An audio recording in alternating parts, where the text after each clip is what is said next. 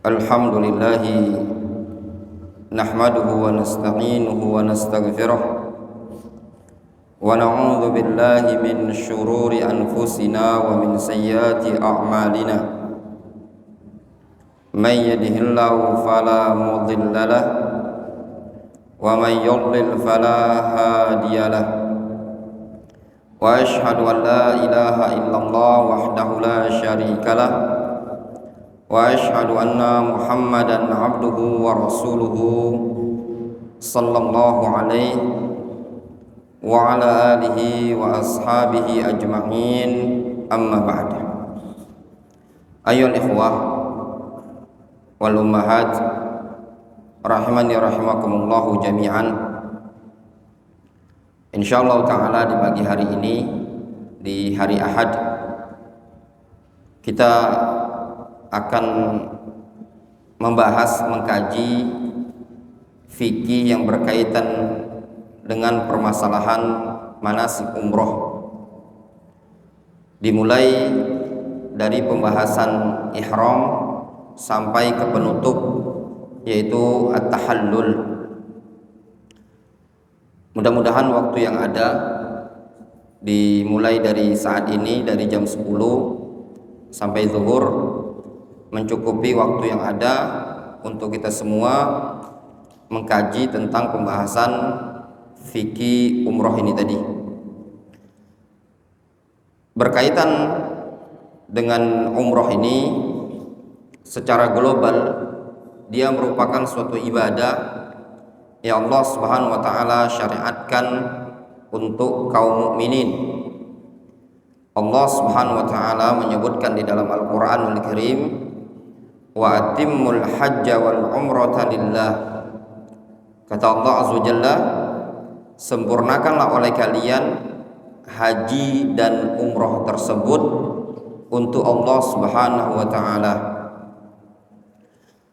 Disebutkan oleh para ulama dalam buku-buku fikih terkait dengan hukum berumroh. Dalam permasalahan hukum berumroh ini tadi, secara realita kenyataan yang ada di kalangan para ulama, mereka terjadi silang pendapat berkaitan dengan hukumnya. Apakah umroh tersebut hukumnya wajib ataukah hukumnya sunnah? Sebagian para ulama ada yang berpendapat umroh tersebut hukumnya wajib, ada juga yang berpendapat hukumnya sunnah. Namun wallahu alam, yang saya pribadi meyakini sebagai pendapat yang lebih kuat, bahwasannya hukum umroh adalah wajib dalam seumur hidup satu kali. Adapun argumentasi yang dijadikan dalil akan hal tersebut adalah firman Allah Subhanahu wa taala dalam surat Al-Baqarah ayat 196. Allah Subhanahu wa taala berfirman, wa atimmul hajja wal umrata lillah. Sempurnakanlah haji dan umroh tersebut untuk Allah Subhanahu wa taala. Dalam ayat ini dikatakan oleh Abdullah ibnu Abbas, ayat ini merupakan dalil yang menunjukkan kewajiban umroh. Kenapa? Karena pada ayat ini digandengkan atau digabungkan oleh Allah Subhanahu wa taala tentang kewajiban haji. Wa atimul hajj.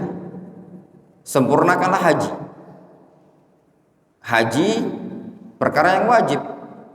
Bahkan disepakati oleh kaum muslimin, hukumnya merupakan rukun dari rukun Islam. Kemudian digabungkan dengan umroh.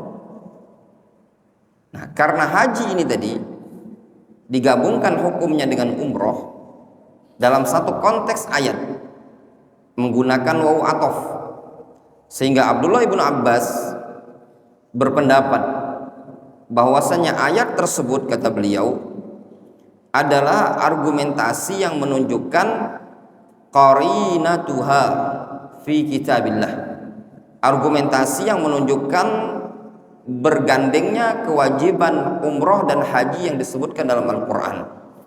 Kalau haji hukumnya wajib, maka demikian juga umroh hukumnya wajib berdasarkan ayat tersebut. Demikian juga dikuatkan pendapat ini oleh hadis Nabi sallallahu alaihi wasallam. Ada seorang wanita, yaitu Aisyah ummul mukminin, Aisyah radhiyallahu anha. Beliau bertanya kepada Rasulullah SAW, "Ya Rasulullah, hal 'alan nisa'i min jihad?" Ya Rasulullah, apakah bagi kaum wanita itu ada jihadnya? Kaum wanita ini ada jihad atau tidak dalam Islam? Qala na'am. Kata Rasul, iya. Kaum wanita itu ada jihadnya dalam agama Islam. Alaihinna jihadun la qitala fi. Kaum wanita dalam agama Islam ini ada jihad, namun jihad yang tidak ada perperangan padanya. Apa jihad tersebut?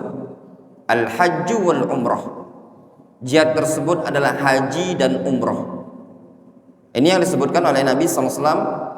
Jihadnya kaum wanita adalah haji dan umrah. Di sini juga sama. Rasul menyebutkan wanita punya kewajiban berjihad.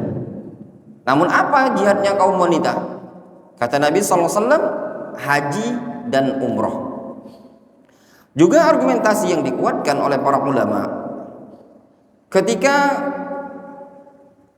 ada salah seorang dari sahabat Nabi SAW, yaitu Abu Razin Al-Uqaidi, dia mendatangi Nabi SAW dengan mengatakan, "Inna abi syekhun kabir."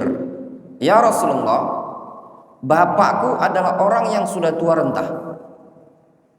La yastati'ul hajja walal umrah. Tidak mampu melakukan perjalanan haji, juga tidak mampu melakukan perjalanan umrah. Walad dha'an, dan juga tidak mampu melakukan perjalanan jauh. Apa kata Nabi SAW? Ketika mendapati kondisi ada seseorang yang tidak mampu melakukan haji dan umrah, tapi secara kemampuan ekonomi dia mampu, kata Nabi SAW kepada laki-laki tersebut, "Hujja an abik wa'tamir." Hajikan bapakmu dan umrohkan bapakmu. Maksudnya engkau berhaji, engkau berumroh, tapi atas nama bapakmu. Nah, ini tidak mampu pada hakikatnya secara perjalanan. Orang tidak mampu melakukan perjalanan haji, tapi mampu secara ekonomi. Nabi SAW mengatakan, engkau membadalkan hajinya, engkau membadalkan umrohnya. Nah, dari hadis yang seperti ini diambil kesimpulan oleh para ulama bahwasanya haji dan umroh itu sama-sama wajib. Jelas para jamaah. Ini juga yang dikuatkan oleh Imam Al-Bukhari. Al-Imam Al-Bukhari menyebutkan dalam kitab Sahih Bukhari, beliau mengatakan, bab wujubil umrah wa fadliha. Bab kewajiban haji dan umrah serta keutamaan-keutamaan umrah. Sahabat yang mulia Abdullah ibnu Umar radhiyallahu anhu, beliau pernah mengatakan, laisa ahadun illa wa alaihi hajjatun wa umratun. Tidak ada seseorang muslim melainkan dia punya kewajiban haji dan umrah.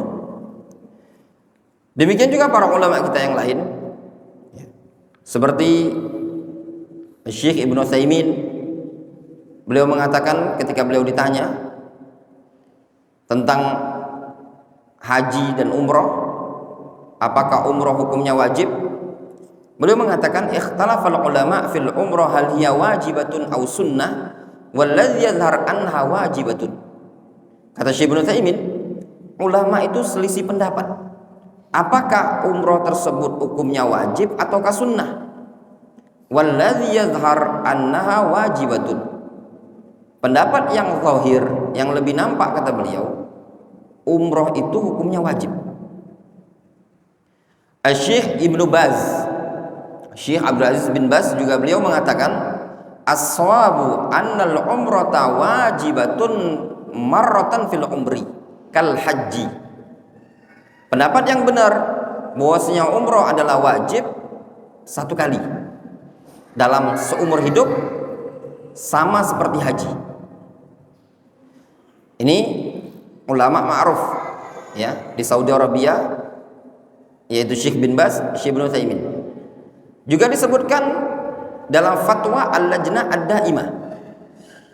Fatwa Al-Lajnah Ad-Daimah dikatakan as-sahih min qauli al-ulama anna al-umrata wajibatun. Pendapat yang sahih dari pendapatnya para ulama bahwasannya umroh hukumnya wajib.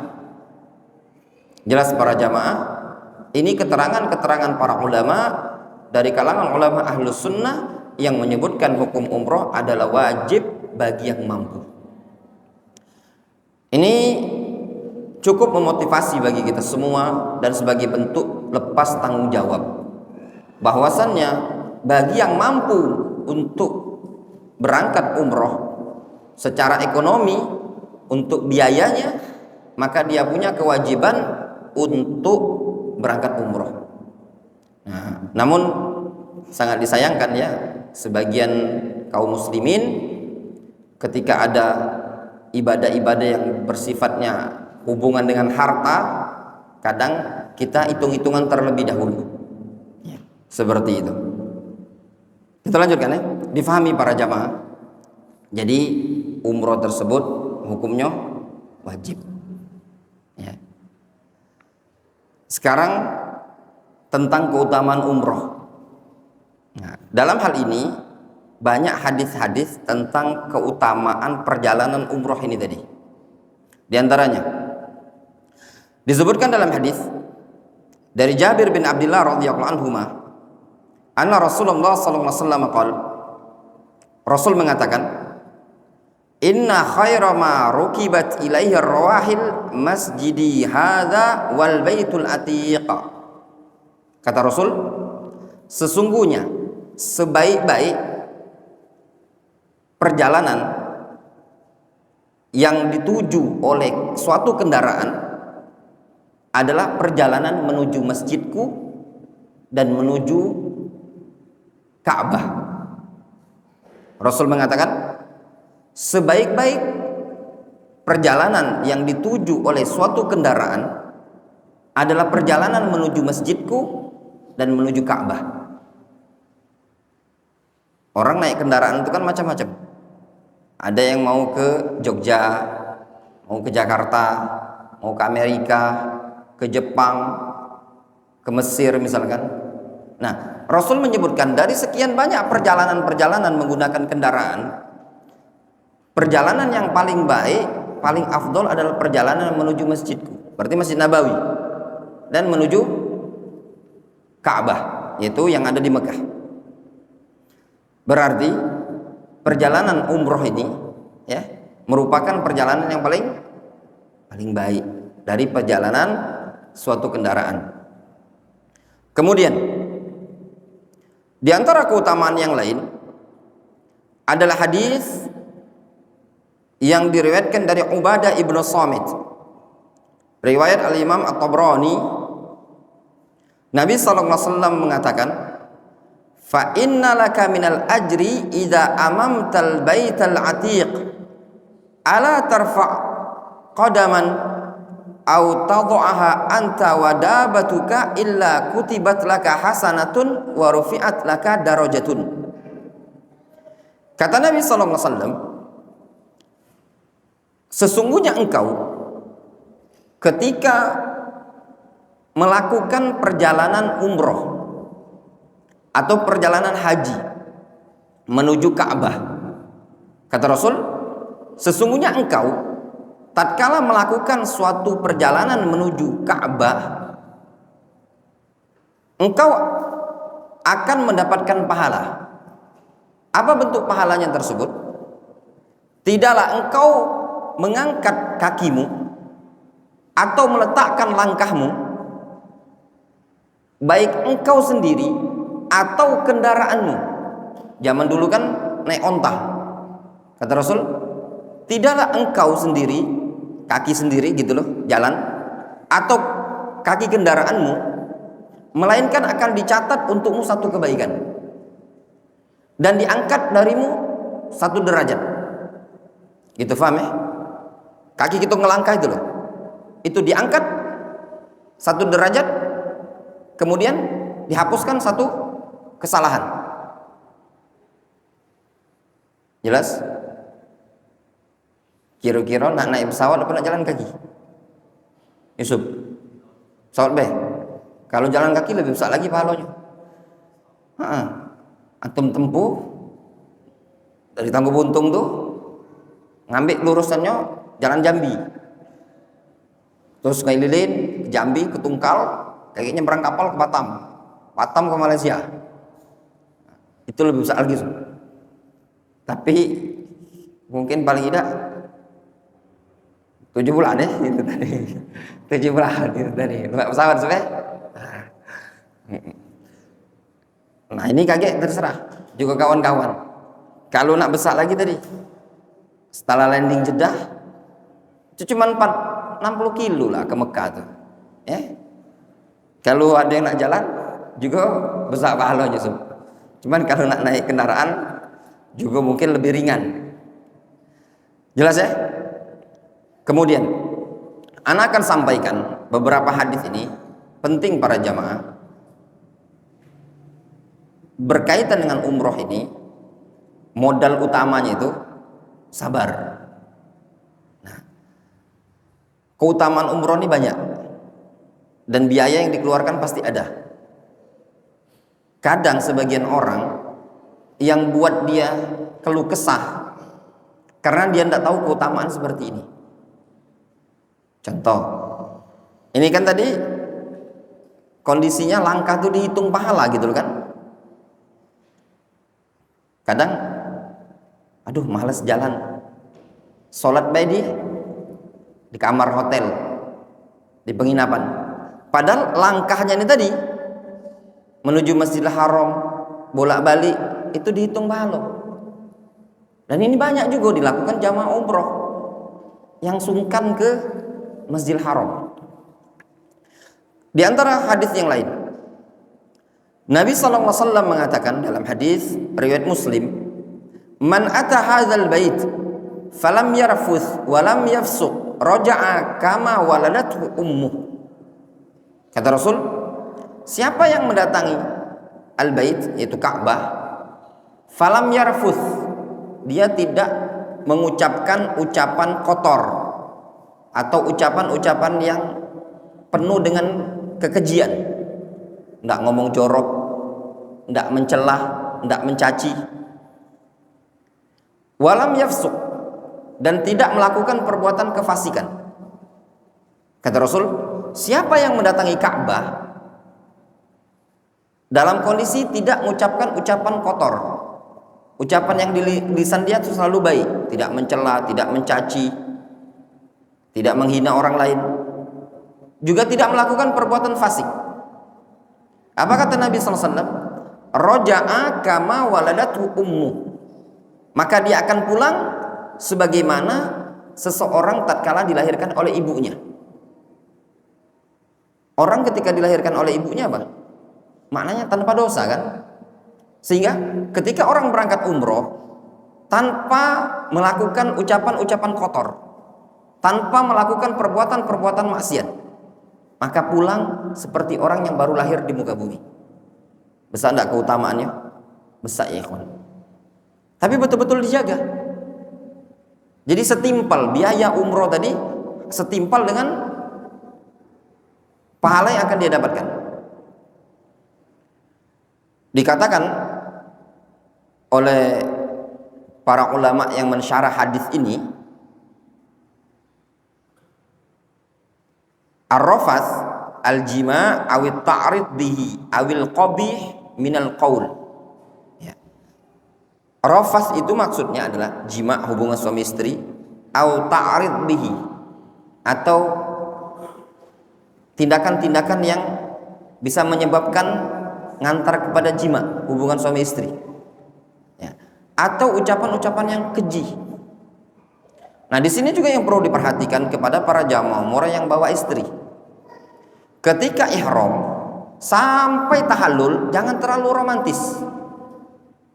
Jangan pula nak bergocok. Ya enggak? Biasa Pak ya. Ini enggak, kadang sebagian jamaah umroh itu terlalu romantis. Karena sedang berihram, ya, dipeluknya istrinya. Mungkin na'udzubillah sampai cium-ciuman pula di bis itu tadi, saking romantisnya. Nah, sekarang sedang ibadah. Ya, sedang ibadah. Umroh ini tadi adalah ibadah kita dengan Allah Subhanahu wa taala. Perkara-perkara yang sifatnya dunia itu ditinggalkan dulu.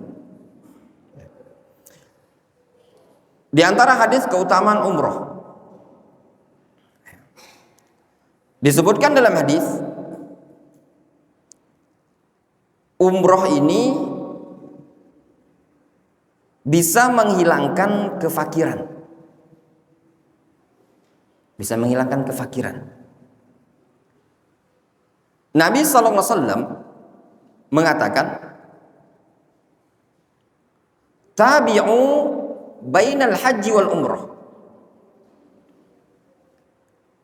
Ikutkan oleh kalian antara haji dan umrah tersebut. Fa innahuma yanfiyani al-faqr wadh-dhunub kama yanfi al-kir khabath al-hadid. Kata Nabi SAW, ikutkan haji dan umrah. Maksudnya gini nah, kalau dia berhaji, dia umrah juga. Atau dia haji, kemudian haji lagi. Atau dia umrah, kemudian umrah lagi. Nah, tindakan haji, kemudian berangkat umrah, kemudian berangkat haji lagi, atau umrah lagi. Kata Nabi SAW, yanfiyani al-faqr. Amalan itu bisa menghilangkan kefakiran. Sebagaimana yanfi al-kir khabathal hadid. Sebagaimana al-kir, kir itu las lah, ya, api, las, bisa menghilangkan karat besi. Makna hadis ini, orang kalau dia umroh kemudian dia berangkat umroh lagi, itu akan bisa menghilangkan kefakiran. Dia haji kemudian berangkat haji lagi, itu akan bisa menghilangkan kefakiran.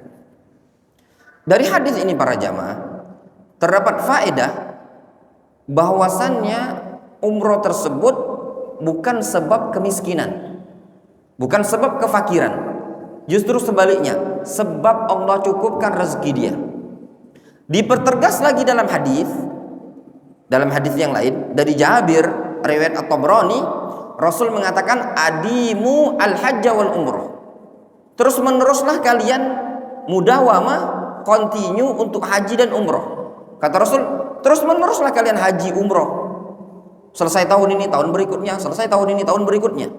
Apa kata Nabi SAW? Fa innahuma yanfiyani al-faqr wadh-dhunub kama yanfi al-kir khabath al-hadid. Karena haji dan umrah bisa menghilangkan kefakiran dan dosa sebagaimana api bisa menghilangkan karat yang ada pada besi. Jelas ya? Dan itu terbukti para jamaah ya, kawan-kawan ya. Orang yang berangkat haji, berangkat umroh, belum ada sejarahnya miskin kita dengar melarat gara-gara berangkat umroh. Tapi melarat gara-gara judi slot banyak. Ya enggak? Ya enggak, Sob? Ya enggak bawa ya? Banyak. Di sebagian jamaah ini ada yang pernah umroh kan. Antum-antum ini ada yang pernah umroh. Sekarang anak-anaknya dari umroh kemarin ada enggak tersandung dah hati. Toh masih bisa berangkat lagi kan? Cuma sebagian kawan-kawan kita yang belum berangkat umroh tuh terlalu dibuat rasa takut. Kalau anak berangkat umroh, hilanglah duit 30 juta ini tadi. Padahal kalau dia yakin, Allah Subhanahu wa taala datangkan lagi. Dulu, ini pengalaman anak masalah umroh ini. Umroh pertama kali anak itu dulu sama Travel Al-Fatih, punya Ustadz Iing Solihin di Saku ini. Itu umroh pertama. Masih umroh 20 juta. Disuruh bayar separuh. Bantu dia. Nah waktu itu tuh malah sempat minjem sama wong tua, udah kata duit pinjem dulu. Subhanallah, dalam waktu 3 bulan utang sama wong tua ini tadi 10 juta waktu itu lunas. Umroh kedua kali sama bin Bilal. Waktu Mas Andre ini masih jadi apa? Marketingnya, mitranya bin Bilal, travel bin Bilal. Itu umroh kedua. Lah beberapa kali sampai sekarang juga main-main lah. Allah SWT kadang cukupkan kebutuhan kita untuk ibadah ini tadi. Ingat para jamaah, ada suatu prinsip yang perlu kita yakini.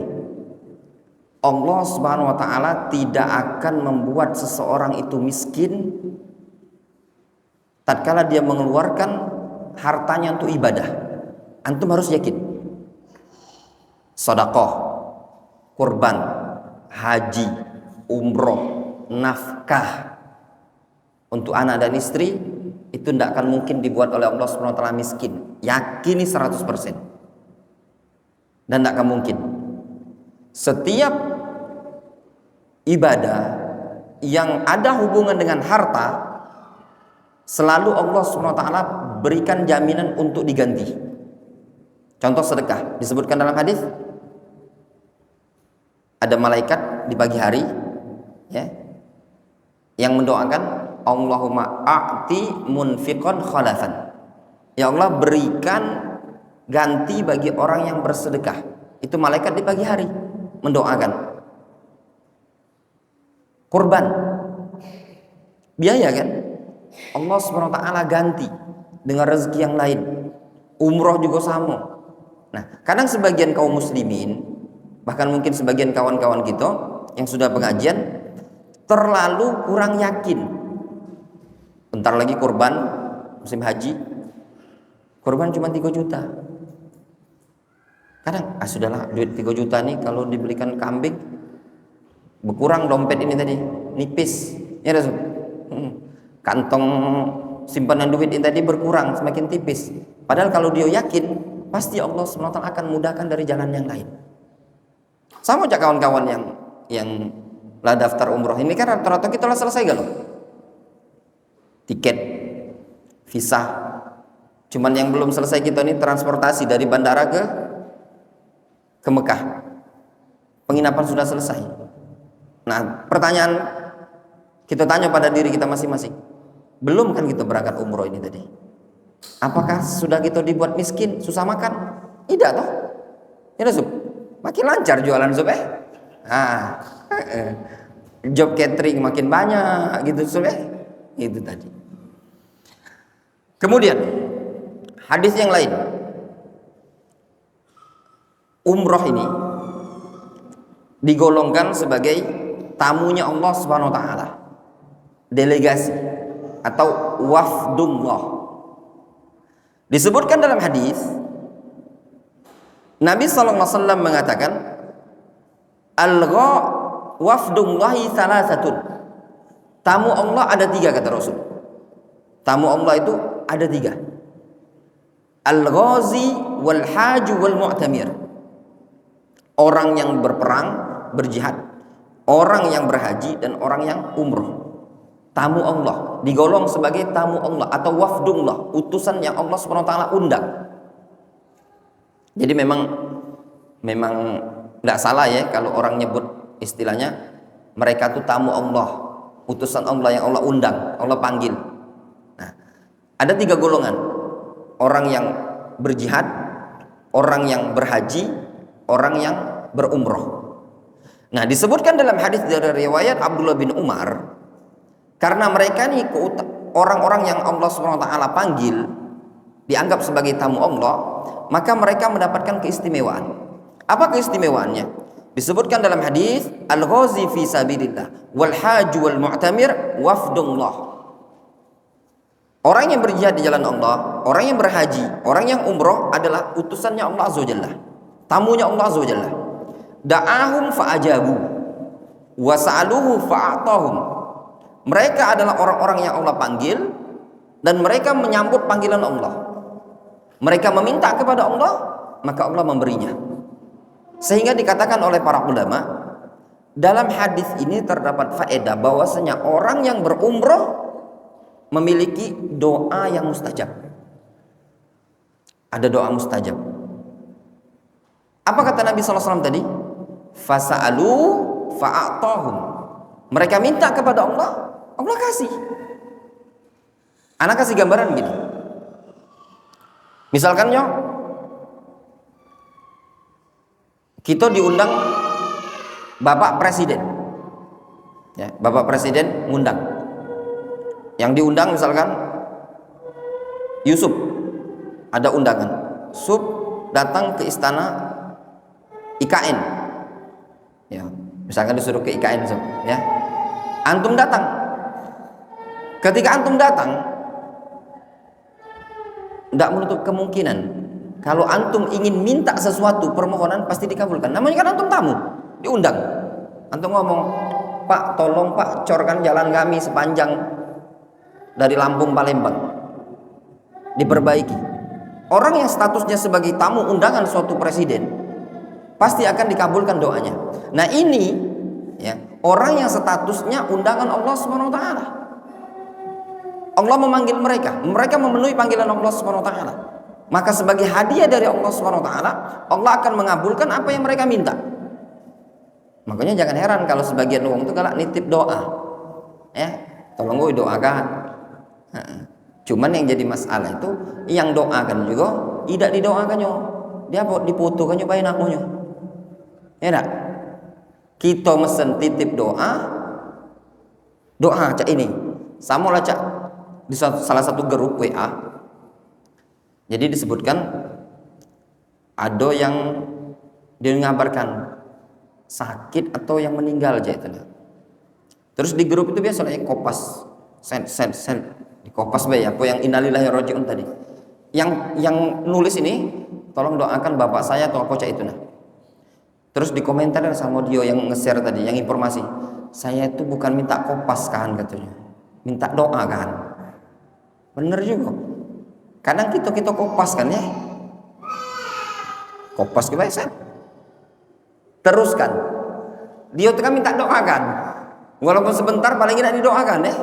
Walaupun itu juga masuk doa, cuman doa jadi beda doa yang dari hati nurani sama doa yang cuma ada doa Yusuf, tolong doa ya Pak Yusuf. Tulis nama Muhammad Yusuf, cepret. Ya enggak? Yusuf jadikan status WA. Jazakallah khairan Ustaz. Itu bukan doa. Namu antum tuh ditulis di kertas, difotokannya samping Ka'bah itu tadi.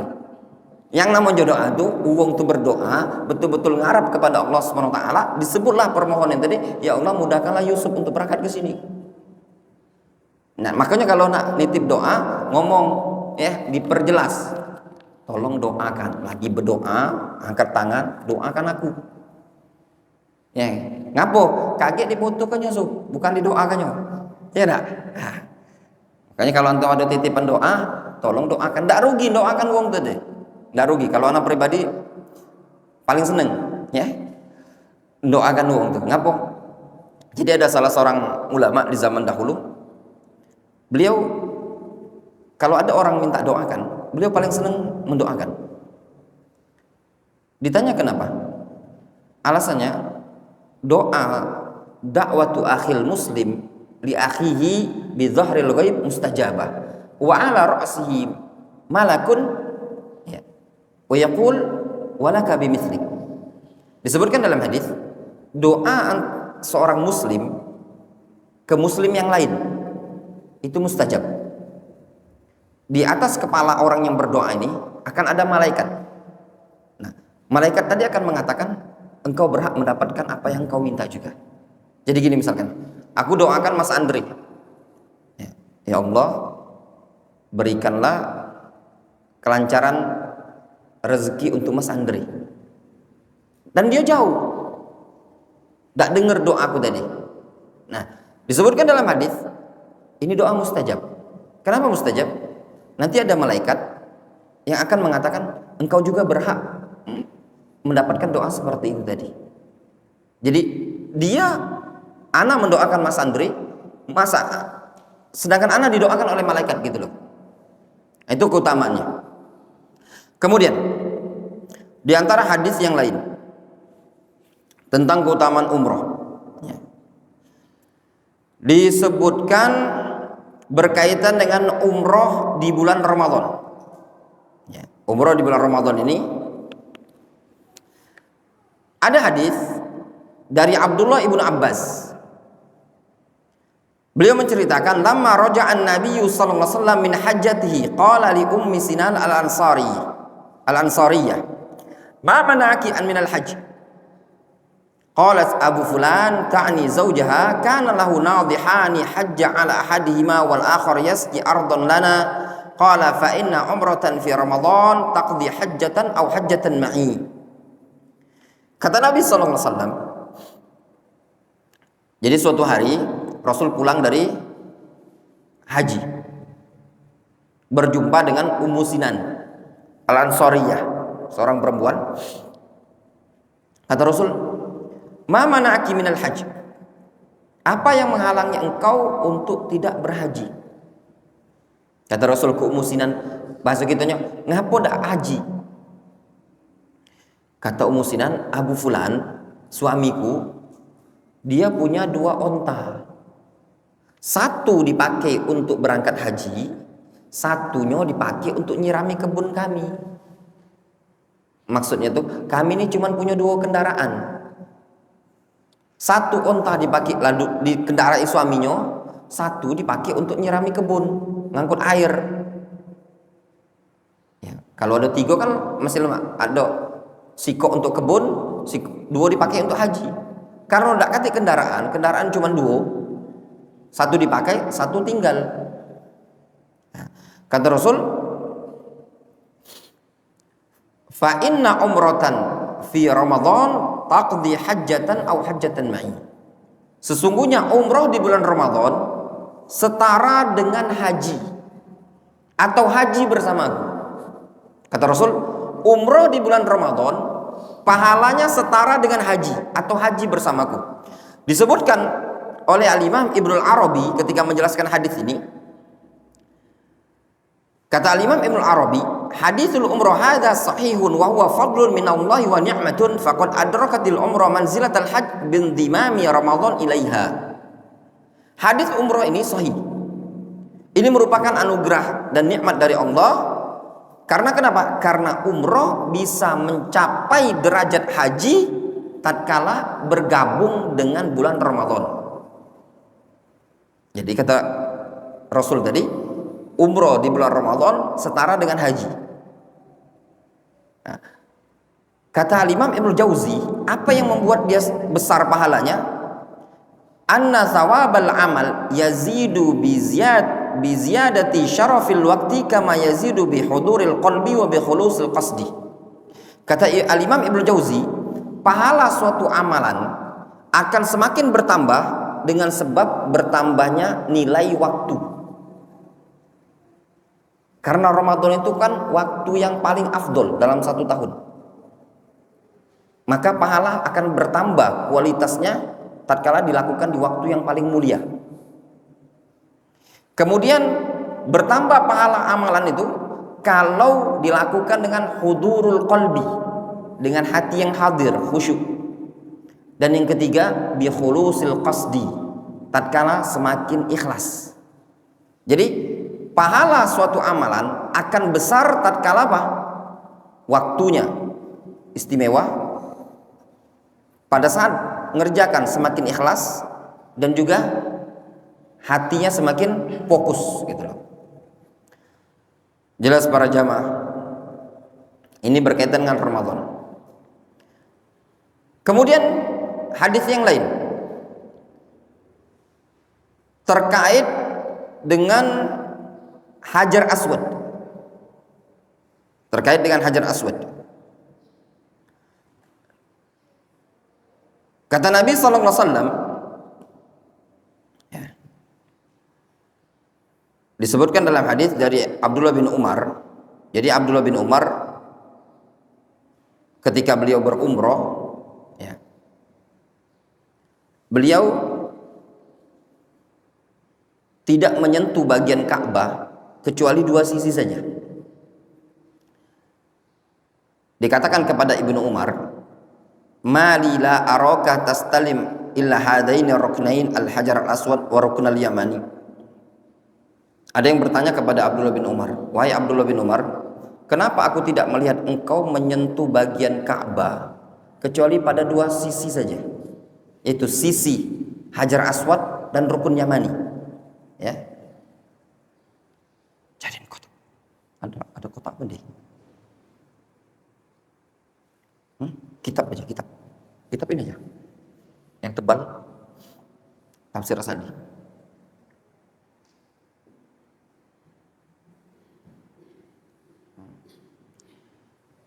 Jadi anggaplah ini Ka'bah.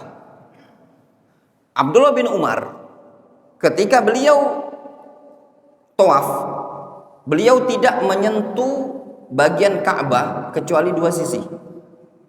Jadi kan ada yang bertanya kepada Abdullah bin Umar, kenapa saya tidak melihat engkau menyentuh bagian Ka'bah kecuali dua sisi saja, yaitu Rukun Yamani dan Hajar Aswad.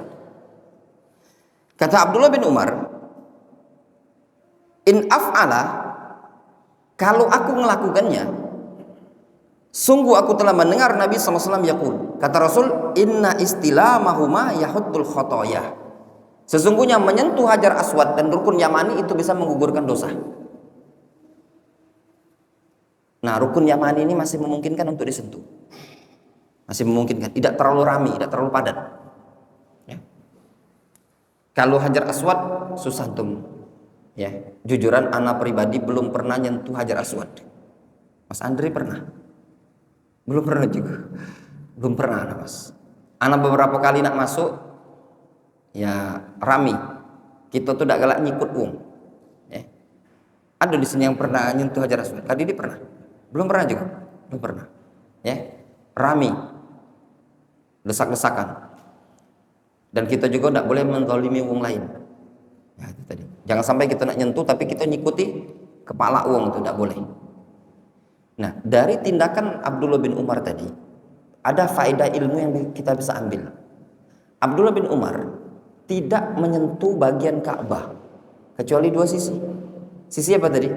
Sisi Hajar Aswad sama Rukun Yamani. Dari sini difahami tindakan sebagian kaum muslimin yang menyentuh bagian-bagian sisi Ka'bah sambil meratap-ratap, nangis, diciumi dan yang lainnya, itu bukanlah sunnah.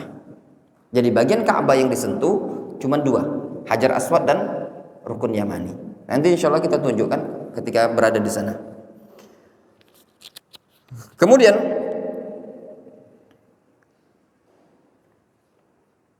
berkaitan dengan talbiyah. Talbiyah itu ucapan labbaik Allahumma labbaik, labbaik la syarika laka labbaik, innal hamda wan ni'mata laka wal mulk la syarika lak. Disebutkan dalam hadis dari Abu Hurairah, Nabi SAW mengatakan, ma ahalla muhillun wala kabbara mukabbirun illa busyira. Qila ya Rasulullah bil jannah, qala na'am. Kata Nabi SAW, tidaklah seseorang berihlal. Berihlal itu mengucapkan talbiyah. Dan tidak pula seseorang bertakbir, melainkan dia diberi kabar gembira, yaitu dengan surga. Dalam riwayat yang lain dari sahabat Abu Bakar As-Siddiq, Nabi SAW ketika ditanya ayyul a'mali afdol, kata Rasul ketika ditanya amalan apa ya Rasulullah yang paling afdol, kata Nabi SAW, al-ajju was-sajj, al-ajju was-sajju, talbiyah dan menyembelih hewan kurban. Ketika Rasul ditanya tentang amalan yang afdol pada waktu itu, pada musim haji, kata Rasul adalah bertalbiyah. Kenapa talbiyah afdol para jamaah? Karena talbiyah itu adalah zikir yang hanya dilafadzkan khusus pada haji dan umroh. Kalau tasbih antum bisa sambil jalan bisa. Kalau talbiyah, kalau antum zikir misalkan habis sholat antum labbaik Allahumma labbaik, bisa saja jatuh ini dianggap bid'ah. Karena talbiyah itu adalah zikir yang khusus dilafadzkan untuk orang yang berihram, baik haji atau umroh. Jadi bisa melafadzkannya kapan? Di situ.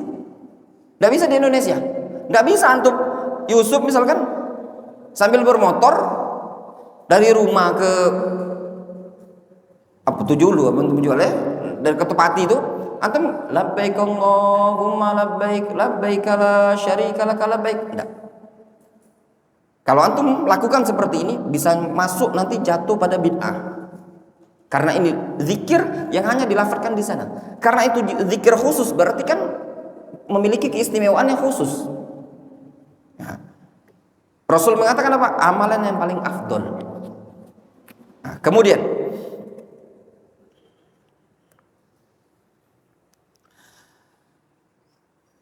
disebutkan dalam hadis ada di sini yang pecinta batu. Batu. Yusuf, hobi batu ada cinta enggak? Ada. Nah, Hajar Aswad ini adalah batu yang diturunkan dari surga. Nabi SAW mengatakan, Nazalal hajarul aswad minal jannah abyadun min sajji fasawwadathu khotoya bani Adam. Hajar Aswad ini adalah batu yang Allah turunkan dari surga. Dulu tuh warnanya putih bersih, lebih putih dibandingkan salju. Namun berubah menjadi hitam dengan sebab dosanya Bani Adam. Mungkin ada pertanyaan, dia kan bisa hitam dengan sebab dosa Bani Adam. Nah, kira-kira bisa enggak kembali putih lagi dengan sebab ketaatan ahlu tauhid? Kan banyak orang ibadah di sekitar Hajar Aswad itu kan, di Ka'bah. Kok enggak bisa putih lagi? Nah, ada faedah ya. Disebutkan oleh Ibnu Qutaibah, kalau sebenarnya Allah menginginkan untuk merubahnya menjadi putih lagi sangat bisa. Tapi sudah sunnatullah, sudah ada, sudah sunnatullah, sudah kodratnya warna hitam itu cuma bisa mewarnai, tidak bisa diwarnai. As-sawad yasbag wala yansabir. Warna hitam itu cuma bisa mewarnai, tidak bisa diwarnai. Beda dengan putih. Alal akas minal bayad. Berbeda dengan warna putih, sebaliknya dari warna putih. Benar enggak, Sob? Hitam itu enggak bisa diwarnai. Tapi dia bisa mewarnai. Makanya pelamir itu warnanya putih, tidak katip pelamir warna hitam. Ini putih, bisa enggak antum cat warna pink? Bisa. Hijau? Bisa. Orange? Bisa. Antum cat hitam, bisa enggak hitam tadi antum masuk pink? Enggak bisa ya, tetap hitam itulah, jelek. Ya enggak? Nah, itu tadi. Karena Hajar Aswad ini sudah menghitam, enggak bisa dibalikkan lagi putih. Gitu loh. Nah, kemudian juga disebutkan oleh para ulama, hikmahnya ada pelajaran di situ. Apa pelajarannya? Batu yang keras dengan sebab dosa umat manusia bisa berubah menjadi hitam. Ya enggak? Nah, sehingga kalau umroh tuh ngambil pelajaran. Apa pelajarannya? Ibroh. Kalau kita melihat Hajar Aswad, ini batu yang dulunya putih, bisa hitam dengan sebab dosa Bani Adam. Bukan dosa dia dewe, dia udah kata dosa. Dosa orang lain, dosa Bani Adam. Batu yang putih bisa menjadi hitam dengan sebab dosa Bani Adam. Kata Al-Muhib At-Tabari, beliau mengatakan terlebih lagi hati umat manusia lebih sangat-sangat berpengaruh atau terpengaruhi oleh dosa Bani Adam. Jelas? Seperti itu. Kemudian di antara hadis yang lain tentang al-halq, ya. Tentang halq. Ada juga tentang tawaf ya. Tawaf itu disebutkan bisa setara dengan membebaskan budak. Adapun tentang tawaf, tentang cukur, nah ini juga yang penting tentang bercukur. Bagi para jamaah, cukur rambut ya, ketika umroh digundul Didoakan oleh Nabi SAW, Allahumma gfir lil muhalliqin, ya Allah berikan ampunan kepada orang yang bergundul. Sampai 3 kali Nabi SAW mendoakan ampunan bagi orang yang bergundul. Nah, ini juga hadis menunjukkan apa? Keutamaan tahallul bagi orang yang umroh tersebut. Juga banyak hadisnya. Ada hadis tentang keutamaan sholat di Masjid Nabawi 1000 kali lipat. Hadis tentang keutamaan sholat di Masjidil Haram 100.000 kali lipat. 100.000 kali lipat sholat di Masjid Haram. Berapa tahun itu kalau dibandingkan di Indonesia? Kita sholat di Palembang ini butuh waktu ratusan tahun. Antum bisa bayangkan satu sholat, antum sholat sekali satu sholat itu pahalanya dengan setara dengan 100.000 kali lipat sholat. Belum 5 waktu sub. 100.000 itu kalau dibagi 5 berapa ratus kira-kira tahunan?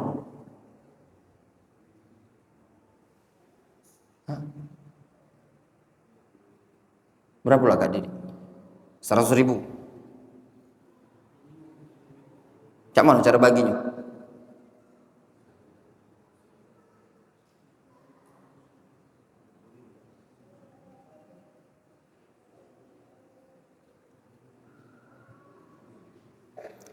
Satu sholat itu sama dengan 100.000 sholat di tempat lain.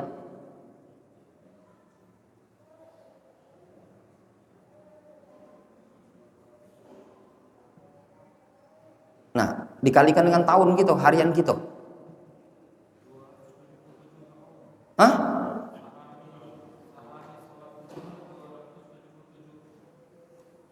Sehari sholat 5 kali, 5 waktu itu kan? Nah, 5 waktu setara dengan 277 tahun. Kali ke 10 hari baik. Besar pahalanya tadi. Ya enggak? Nah, kalau kita mikir ke hadis ini, tidak akan merasa berat untuk umroh itu tadi. Cuman kalau hitungan kita duit, sudah berat pula. Tapi kalau kita kalikan hadis ini tadi, banyak itu pahala yang sebesar itu tadi. Kita nak sholat di mana? Sholat masih telat-telat, orang datang lama sebuk, cuma dapat salam baik. Ya enggak? Nah, seperti itu. Juga di sana ada air Zam-Zam. Nah, bisa bayangkan ada air Zam-Zam yang Nabi SAW mengatakan apa? Khairu ma'in ala wajhil ardi. Air yang paling istimewa, paling bagus di muka bumi, air Zam-Zam. Air yang paling bagus di muka bumi ini air Zam-Zam. Air yang paling buruk di muka bumi ini air yang berasal dari sumur namanya Barhut.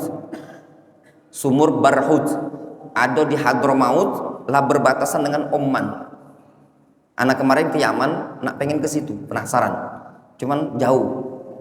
Dengan Tarim itu masih jauh lagi. Nah, itu sumur. Nabi SAW mengatakan itu sumur airnya adalah air yang paling buruk di muka bumi.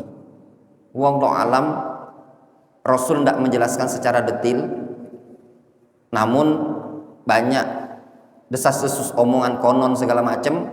Sumur itu tempat jin, tempatnya jin. Sumur itu ada keanehan, ya. Dia itu ada air di pagi hari, sore-sorenya kering. Sumur itu dalam, pokoknya seram. Ada di perbatasan Yaman dengan Oman.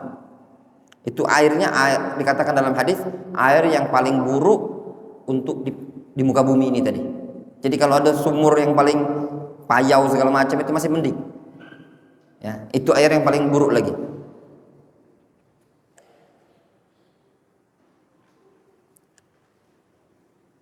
Nah, kemudian ini ada hadis ya, disebutkan di buku yang punya anak ini di halaman 19. Al ajr ala qadrin nafaqah wan nasab. Pahala itu sesuai dengan kadar biaya dan keletihan. An Aisyah radhiyallahu anha anna Nabiyya sallallahu alaihi wasallam qala laha fi umratiha. Dari Aisyah Rasul berkata kepada Aisyah ketika Aisyah umroh. Kata Rasul, "Inna laki minal ajri qadra nasabiki wa nafaqatiki." Kata Rasul, sesungguhnya engkau wahai Aisyah mendapatkan pahala sesuai kadar keletihanmu dan kadar biayamu.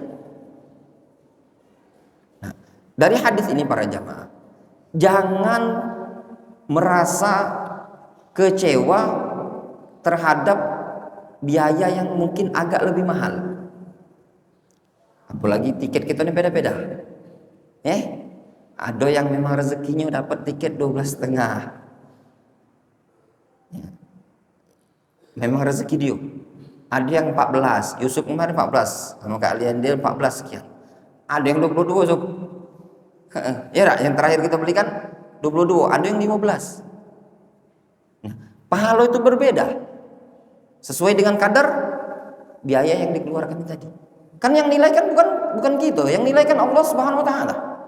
Kemudian juga keletihan itu dinilai oleh Allah Subhanahu wa taala. Sehingga dari umroh ini para jamaah, biaya dan keletihan kita tuh dinilai oleh Allah Subhanahu wa taala. Jadi, besar biaya yang dikeluarkan juga dinilai oleh Allah Subhanahu wa taala. Mungkin dia nak pengen ibadahnya nyaman, dekat Masjidil Haram. Cari dia hotel yang dekat, bintang 5. Dekat dengan pelataran Masjidil Haram. Besar biaya yang dia keluarkan. Dia dapat pahala. Dia nak pengen murah, jaraknya berapa? 1 kilo dari Masjidil Haram. Kalau anak pernah 1,4 kilo pernah. Dulu anak tinggal di Ajiat, tempat Mas Andri. Kami dulu sama Mas Andri, tanyalah sama Mas Andri Ramadan. Kami itu anak tuh kadang anak ceritakan yang bagusnya. Ya. Kalau diomong yang agak saro-saro kan kaki orang dah kalau umroh, saronian. Bawa koper sob, bayanglah. Kain ihram ini. Nyeret koper dari bawah sob. Mas Andri ini masih kuat dia. Ini bulan puasa, masih kuat dia naik ke puncak bukit itu diseretnya koper. Ana sama Ivan yang balik Mata Merah itu udah tak kuat lagi. Naik taksi. Ada taksi naik jauh tinggi nih ya. Itu Ramadan. Pas bulan 7 sama Dimas agak turun ke bawah. Tidak terlalu tinggi, nanjak, tapi tangguh. Ana hitung penginapan kami itu waktu itu murah. Cuman 500 real sebulan. Tapi tangguh itu totalnya ada 200 anak tangguh. Kalau antum yang tidak kuat-kuatan ngelinding gageknya dari tangguh itu tadi. Sampai kalau tidak salah sewanya sebulan. Anak tunggu cuman sekitar 25 hari. Tak kuat, anak tak kuat lagi naik sewa hotel penginapan di bawah. Sebelum balik ke Indonesia anak cari penginapan 3 hari atau 4 hari sebelum kepulangan ke Indonesia. Sampai dulu waktu itu saking sungkan naiknya ke tempat penginapan itu tadi, nyari tempat kawan-kawan yang umroh dari Palembang ini numpang tidur di penginapan dia. Nah yang seperti ini letih, capek, juga dinilai oleh Allah Subhanahu wa taala. Karena itulah kemampuannya. Ngapo cari yang murah? Itulah duitnya yang nyampe di murah itu tadi. Jadi baik lo juga ya ini kawan-kawan. Sebatas pengalaman ana dalam masalah umroh itu, benar kata orang kita itu ada rupu ada rego. Tak baca dipungkiri. Kalau nak lemak, makanannya lemak, fasilitasnya lemak, beda juga. Ada rupa ada rego. Intinya untuk berdoa baik, Allah cukupkan kita secara ekonomi. Nah, jadi jangan kalau anak pribadi ya, jangan cari murahnya, tapi minta kepada Allah supaya Allah cukupkan. Dan jujuran baik, anak belum pernah nginap di hotel bintang 5. Kalau bintang 1000 lah pernah. Tidur di pelataran Masjidil Haram itu lah pernah. Nah, yang bintang 5 itu jujuran, selama anak berkali-kali umroh belum pernah. Mentoknya di bintang 3 sama bintang 4. Bintang 5 itu belum pernah. Yang katong yang view-nya Ka'bah, tak tahu Kak Didi pernah Kak Didi? Belum pernah juga. Paling mentok bintang 4 Kak Didi itu tadi. Nah. Insyaallah kita masuk pembahasan, udah jam 11 kita masuk ke pembahasan umroh. Inti dari fikihnya tadi. Faham ya? Hadis-hadis tadi cukup memotivasi kita semua untuk umroh. Umroh ini gampang. Ana ingatkan kepada para jamaah, supaya tidak tegang dalam bab umroh ini. Dalam umroh ini ada 3 komponen. Komponen yang pertama, kewajiban-kewajiban yang harus dikerjakan. Komponen kedua, larangan-larangan yang harus dihindari. Komponen ketiga, sunnah-sunnah yang akan dikerjakan. Kalau antum baca buku fikih umroh, antum bolak-balik buku apa baik, berporosnya pada 3 poin tadi. Ada yang harus dikerjakan, ada yang harus ditinggalkan. Ya, kemudian ada yang disunnahkan untuk dikerjakan. Berputar di situ, baik. Nah, ya, baik.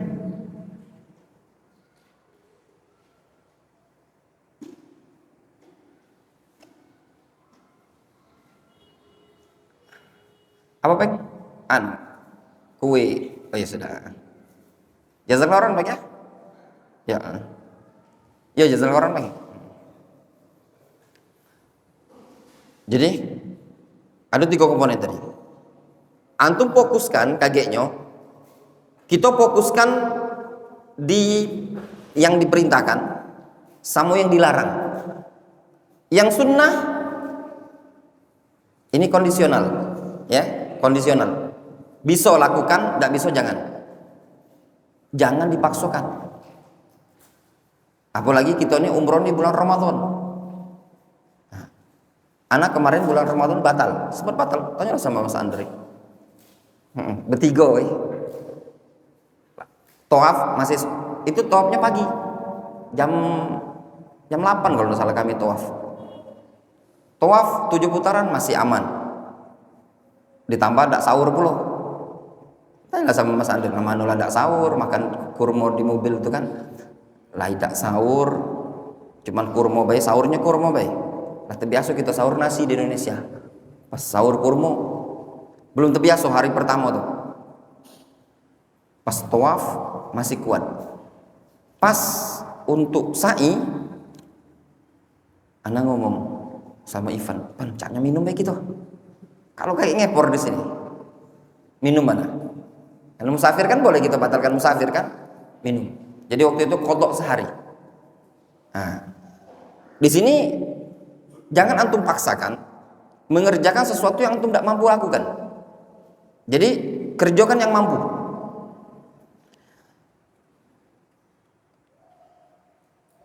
Dalam komponen umroh ini tadi para jamaah, ya, ringkasnya kesimpulannya, kalau mau ana sebutkan secara global, ya, hal-hal yang perlu diperhatikan, yang merupakan syarat, ya. Umroh itu ihram, tawaf, sa'i, tahallul, itulah yang wajib. Adapun perkara-perkara yang dilarang, itu kayak kita sebutkan. Ada perkara-perkara yang sunnah. Nah, sekarang kita mulai berkaitan dengan perjalanan kita ini. Perjalanan kita, ya, untuk umroh ini kemungkinan besar untuk saat ini, ya, untuk saat ini yang ada di pikiran anak, kita ihramnya, miqatnya di atas pesawat. Mungkin pertanyaannya, ngapu Ustadz kita miqatnya di atas pesawat? Tidak, kita ke Madinah bay dulu. Yang ada di gambaran anak saat ini, untuk efisien ekonomi supaya agak murah, kita ngambil jurusan ke Mekah dulu. Kalau ingin ke Madinah, alasan anak ngapo ke Mekah, kita ke Mekah. Alasan pertama, lebih murah.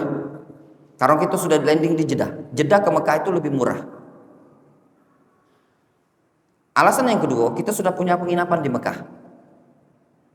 Kalau kita ke Madinah dulu, kita cari penginapan. Jarak Jeddah dan Madinah lebih kurang 7 jam kalau pakai bus. Pakai kereta cepat itu 2 jam. Jarak tempuh yang sangat jauh. Kalau kita pengennya anak pribadi, ya, tapi kan nanti kondisional ya, dilihat kawan-kawan yang ada. Pengennya anak kita itu bisa mendapatkan Ramadan di Mekah dan di Madinah. Ya, Ramadan di Mekah dan Madinah. Awalnya anak kepikir kita tempuh ke Madinah dulu, pakai bus atau pakai sewa mobil kita ke Madinah, tapi otomatis kita cari penginapan lagi. Sedangkan kalau kita ke Mekah dulu, untuk murah kita sudah ada penginapan. Nah, kalau kita pengen ke Madinah, misalkan di tanggal 25 Ramadan, ya, kita bisa ke Madinah. Naik taksi, sewa taksi, kita ke Madinah. Seandainya kita tidak bawa koper segala macam, cuman baju di badan, kan bisa. Karena kita tidak perlu cari penginapan, sudah nongkrong di Masjid Nabawi itu. Sampai kapan? Ya sampai tarawih, udah selesai, besoknya balik lagi misalkan. Kalaupun misalnya kita nak butuh nginap 2 hari, mungkin bisa kita sewa penginapan semalam aja itu nah. Cuman untuk maaf misalnya itu ganti baju, numpang BAB kencing, kaget berangkat lagi ke Mekah. Seperti itu lebih murah. Ya. Nah, kalau kita berangkatnya menggunakan mikotnya di atas pesawat, keberangkatan kita ini ada 3 kloter sebenarnya. Yang pertama, keberangkatan Saudi Arabia, atau yang pertama Qatar, jam 12.20 tanggal 19 Maret. Itu ada 6 penumpang, di antaranya anak, istri, kemudian satu keluarga dari Tanjung Rawo 3 orang, kemudian Rahmat Daulay. Yang mana ini? Nah, itu tadi sama beliau, berarti 6, 12.20. Kemudian disusul dengan pesawat Saudi Arabia jam 12.40. Nah, 12.40 ini cukup banyak, ya, cukup banyak. Kak Didi, Yusuf, ya, banyak lah, ya, itu tadi banyak. Kemudian disusul lagi tanggal 19 itu pagi jam 8 pagi, rombongan keluarganya Mas Andre, Akjaya, Dayat, ada 11 orang kalau nggak salah Mas ya, 11 orang. Nah, total ada 11. Nah, dengan 3 pesawat ini nanti kita akan melintas mikot di atas pesawat. Nah, mikotnya ini untuk pesawat Saudi Arabia, mikotnya itu yang akan dilintasi adalah Yalamlam namanya. Yalamlam. Pesawat ada monitor, ya, ada monitornya. Nanti muncul, kelihatan, antum bisa lihat. Nanti dikasih tahu sama awak maskapainya. Kalau Saudi enak, dia pramugarinya kadang bahasa Indonesia, karena pramugarinya ibu-ibu bahasa Indonesia, orang Indonesia. Nanti dikasih tahu. Nah, mikotnya yang terdekat adalah Yalamlam. Jadi pesawat Saudi itu lebih melintas ke Yalamlam. Nah, untuk pesawat Qatar ini sebenarnya mikotnya bukan di Yalamlam, tapi di Qornul Manazil. Jadi kalau dilihat di monitor itu tadi, itu pesawat Qatar Etihad itu melintasnya di Qornul Manazil. Tapi sebagian orang kadang nggak tahu itu namanya Qornul Manazil. Dia cuma tahu pengumuman saja. Sebentar lagi Anda akan melewati mikot. Kalau bahasa Arabnya, lahdzatan tamurru 'alal miqat. Sebentar lagi kalian akan melewati mikot. Itu bahasa Arabnya. Nah, untuk antum yang naik pesawat Saudi ini enak, antum akan disampaikan bahasa Indonesia. Nah, untuk yang pesawat Qatar itu enggak bahasa Indonesia, dia bahasa Arab sama bahasa Inggris. Nah, nama mikotnya Qornul Manazil.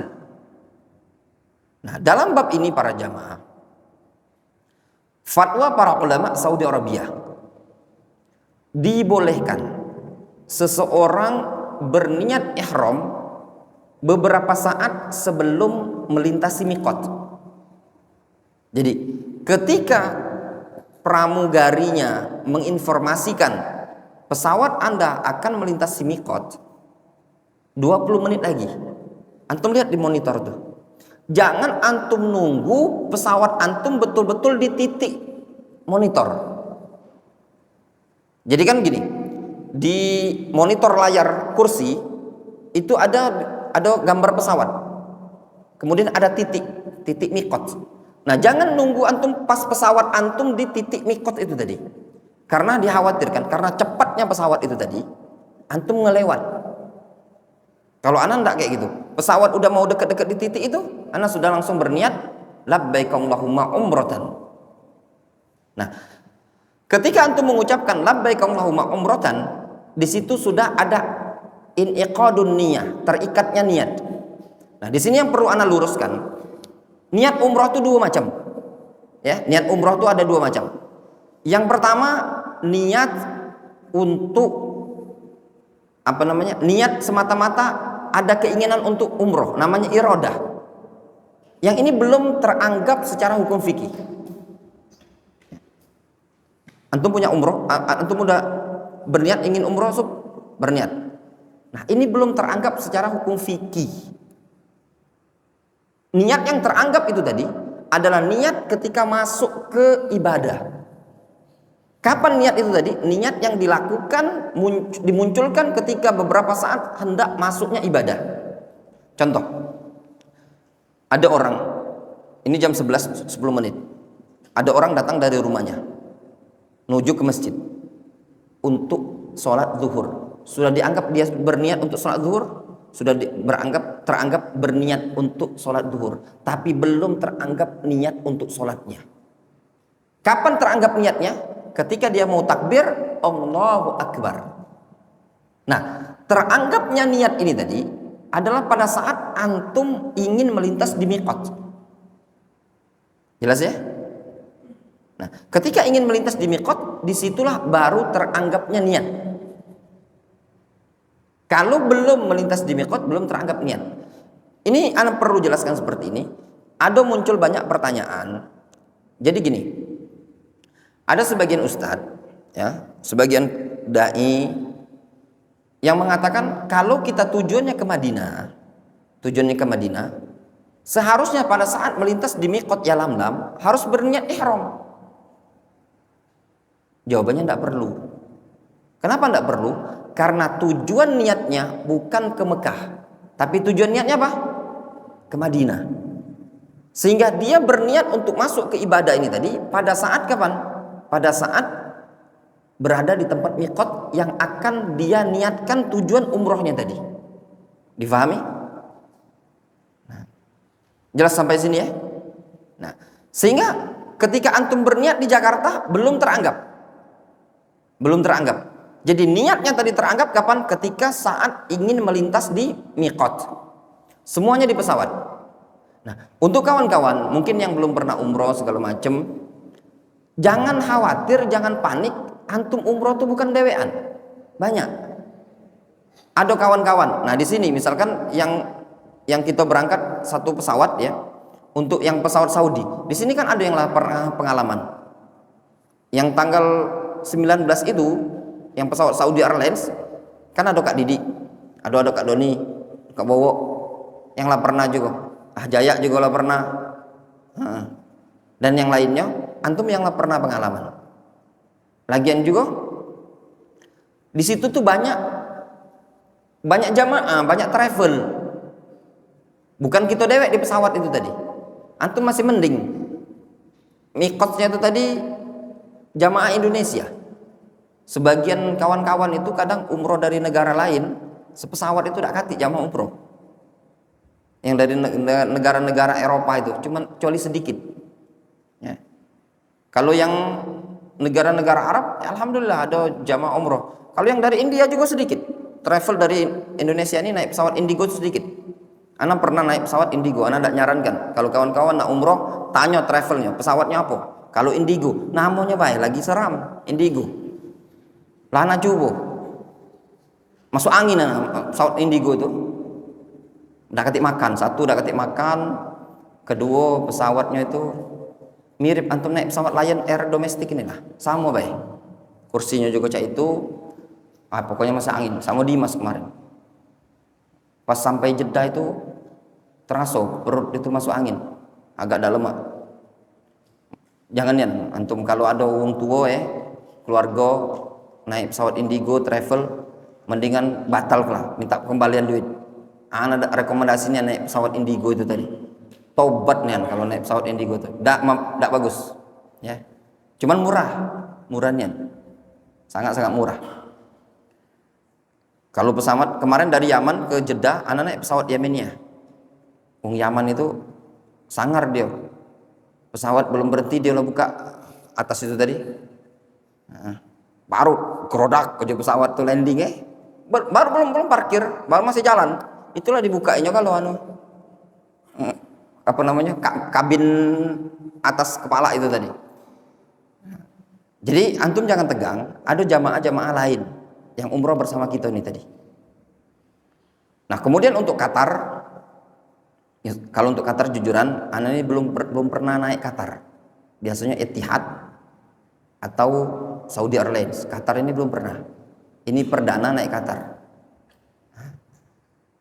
Oh iya, agak pernah pernik di pesawat itu ya, Ikhwan. Kalau untuk pesawat Saudi Arabia ini dia ada musola. Nah, nanti ketika di atas pesawat, antum kan berangkatnya, kita ini berangkat ini kan jam 12 malaman, tanggal 19 itu. Maghrib Isya kita sudah sholat di Indonesia. Berarti subuh, karena landing itu jam 7 pagi kan, jam 7 pagi. Anak kasih solusi, tapi jangan antum publikasi. Antum bisa wudhu di toilet pesawat. Nanti antum dikasih minum, dikasih gelas kecil, plastik untuk minum. Itu gelas jangan antum buang. Nah, antum bisa wudhu dengan wastafel tadi. Tapi jangan antum 3 kali, cukup sekali. Ya. Dan jangan cerita ke orang lain. Kaget wudhu kalau di itu tadi. Kenapa bisa wudhu ya? Kaidahnya gini, selagi kita masih bisa wudhu, upayakan wudhu. Nah, sholatnya, antum sholat nanti di musola. Kan ada tempat sholat itu tadi, antum sholat di situ. Kalau seandainya qadar masyafa'al di musola itu tidak bisa dipakai karena penuh, banyak yang mau sholat, antum cari tempat lain. Selagi bisa berdiri, tidak ada yang marah sama antum, cuekin saja sholat dengan cara berdiri. Seperti itu sholat dalam pesawat. Itu subuh. Karena landingnya pesawat Saudi itu di jadwal kita landing jam 7 pagi. Nah, kalau yang pesawatnya Qatar untuk Mas Andre yang sore, itu antum landingnya kan sore jam 18 waktu Saudi Arabia, maghrib. Tapi antum transit di Qatar. Nah, untuk yang pesawat Qatar, nanti upayakan sholat zuhurnya di Qatar. Sholat zuhur di Qatar. Tolong dipercepat, geraknya dipercepat. Jadi jalan, cari tempat wudhu. Selagi bisa sholat di bandara, antum upayakan sholat di bandara. Tapi kalau seandainya tidak bisa sholat di bandara, di transitnya jadi di Qatar, antum wudhu saja di bandara, kemudian sholatnya di pesawat. Nah, untuk kawan-kawan yang naik pesawat Saudi Arabia, boleh antum nantinya tadi pakaian ihram di Jakarta. Kalau yang pengalaman anak, ketika kita check in masih baju normal, baju seperti ini anak masih. Ketika mau masuk pesawat di ruang tunggu, anak sudah melepas pakaian, ya, pakaian celana dalam sudah anak lepas, celana biasa sudah dilepas, baju kaos sudah anak lepas. Anak cuma pakai sarung kain ihram dengan luaran gamis. Ketika di atas pesawat, anak cuman lepas kain luar ini tadi. Itu yang biasa anak lakukan. Ya. Kalau misalnya, Ustadz biarlah aku melepasnya di atas pesawat, tidak masalah, boleh. Tapi ingat ketentuannya. Antum harus siap kain ihramnya tadi. Antum persiapkan, antum masukkan dalam ransel. Jangan dimasukkan dalam koper. Pernah kejadian rombongan santri-santri yang mau ke Yaman, kain ihram ada 3 orang dulu. Kain ihramnya dimasukkan, tapi bukan santri Daurah Hadis ini. Rombongannya Ustaz Abu Jarir. Orang Sulawesi atau beberapa orang, ada 3 orang, kain ihramnya dimasukkan ke dalam koper. Ketika transit di Etihad, koper tidak bisa dibuka. Waktu transit Abu Dhabi, melintas di pesawat, di alam bingung, gimana kain ihram kami, kain ihram dia. Jadi ada 3 jamaah sampai Mekah ngomong, Ustadz kami ini udah umroh, terus cak mana nasibnya? Kesian kadang kita suruh ke Madinah dulu, ngambil mikot di Madinah. Nah, jadi upayakan kain ihramnya antum dibawa. Kalau lebih simpelnya yang anak omongin tadi, ketika di ruang tunggu, nanti gunakan kain ihramnya tadi di ruang tunggu. Kemudian untuk yang Qatar boleh dipakai kain ihramnya nanti transit di Qatar. Jadi untuk yang Qatar, khususnya Kadayat, antum, Jaya juga, antum siapkan kain ihramnya tadi di tas ransel. Jangan antum siapkan dalam koper. Nanti tidak bisa dibuka. Nah, ketika sudah melintas, sudah siap kain ihram untuk laki-laki, untuk perempuan ini pakaian ihram bebas. Tidak ada larangan dari Nabi SAW kecuali 2. Yang pertama, qaffazain, yaitu sarung tangan ya. Dan niqab, cadar. Cadar yang dilarang oleh Nabi SAW adalah cadar yang sifatnya kibetan, cadar tali kalau kata wong tuh yang dikibet sini. Nah, tapi kalau seandainya bentuk kainnya bentuknya khimar, atau istilah di baju-bajunya kain ihram itu di kerudung itu namanya purdah. Ini kan muka, ya, kerudung, ini kan muka. Ini kan ada kain, ya, ada kain. Nah,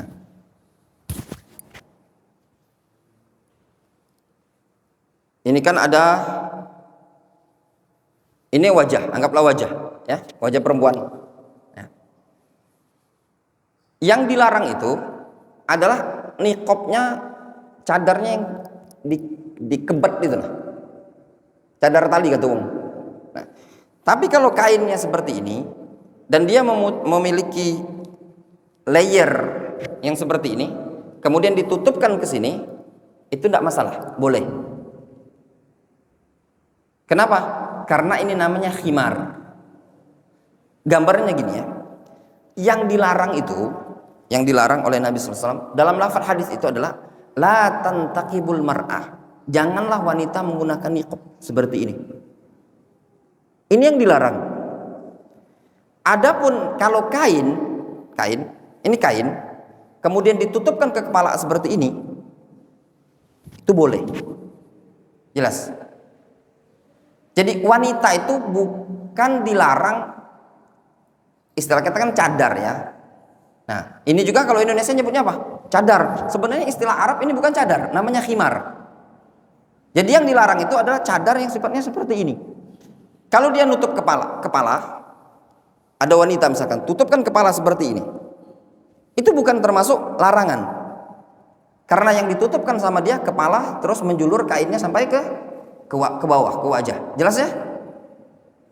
Jadi ibaratnya tuh, wanita itu kalau seandainya dia pakai kain ihram, masukkan dalam karung, itu sah umrohnya.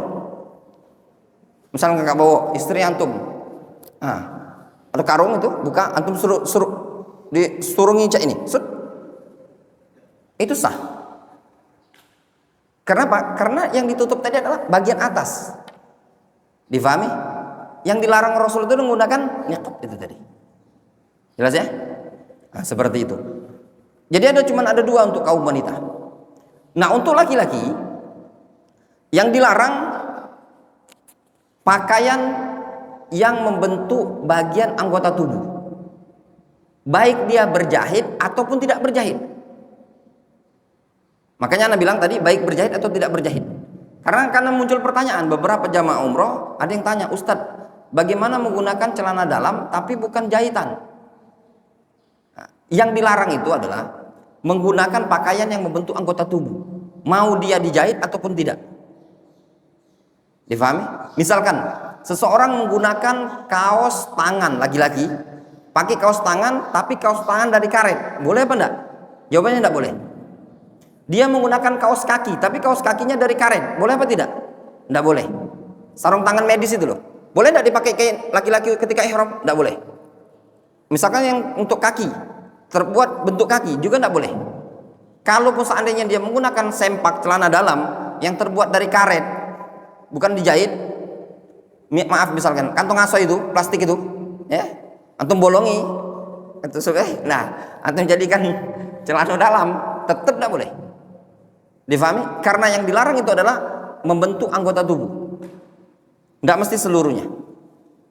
Jadi pakaian kain ihram cuma ada dua, rida sama izar. Rida itu bagian atas, izar itu bagian bawah. Nah, tolong antum perhatikan larangan-larangan ini tadi. Ana ulangi, ana sebut ya. Larangan-larangan yang dilarang untuk orang yang berihram. Cukur rambut. Ya, cukur rambut. Rambut apa baik?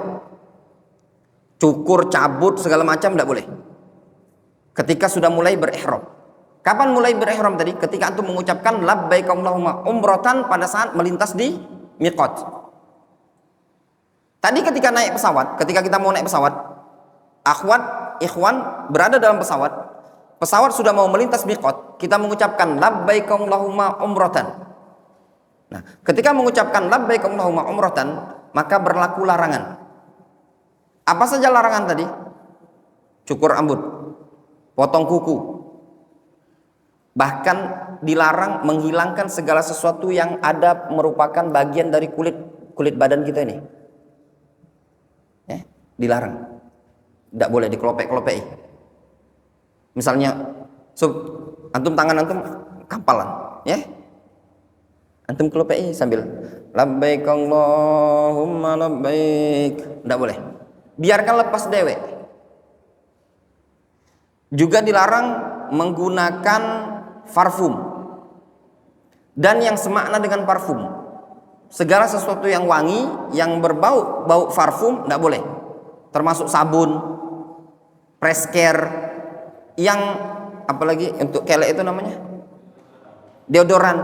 Intinya yang bau wangi ya. Tapi kalau ada press-care bau menyan, balsem, apison, itu tidak masuk.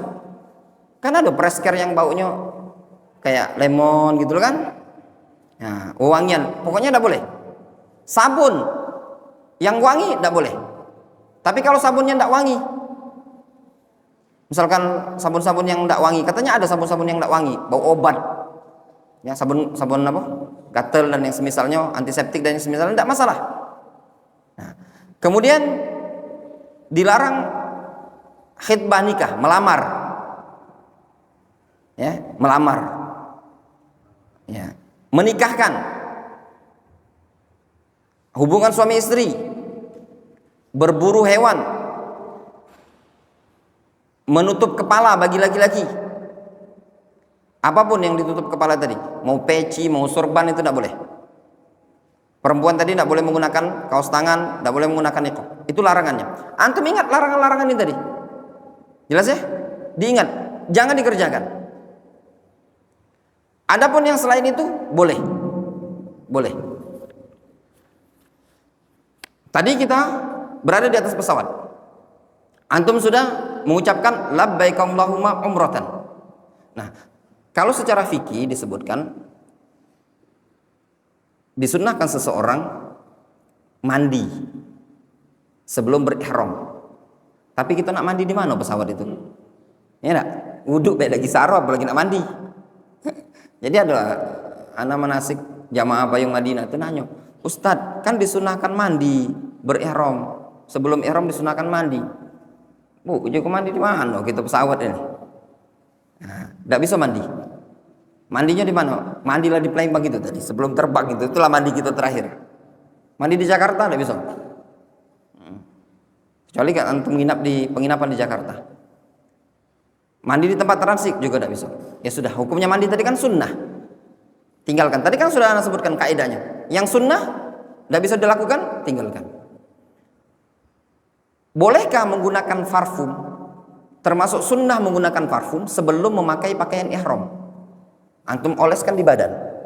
Itu tidak masalah. Ketika di bandara Jakarta tadi ada parfum, oles-oleskan ke badan. Jangan ke kain ihram, di badan. Yang transit dioles-oleskan ke badan. Nanti yang naik pesawat Saudi ketika ada parfum dioleskan di badan tidak masalah. Sebelum melintas miqat itu baju sudah dilepas. Ya enggak? Antum oleskan kain di tangan, parfum, oleskan di kele, di badan, itu tidak masalah. Tapi jangan di kain ihram. Kapan dioleskan tadi? Sebelum melintas di miqat. Sebelum mengucapkan labbaik Allahumma umratan. Nah, kemudian sudah saat melintas di miqat, antum mengucapkan, kalau mau disunnahkan, mengucapkan alhamdulillah, subhanallah, Allahu akbar. Atau ada riwayat Rasul seperti itu. Alhamdulillah, subhanallah, Allahu akbar. Biasa ya, alhamdulillah, subhanallah, Allahu akbar. Kemudian melafadzkan labbaik Allahumma umratan. Labbaik Allahumma umrah. Niat antum untuk masuk ke ibadah umrah.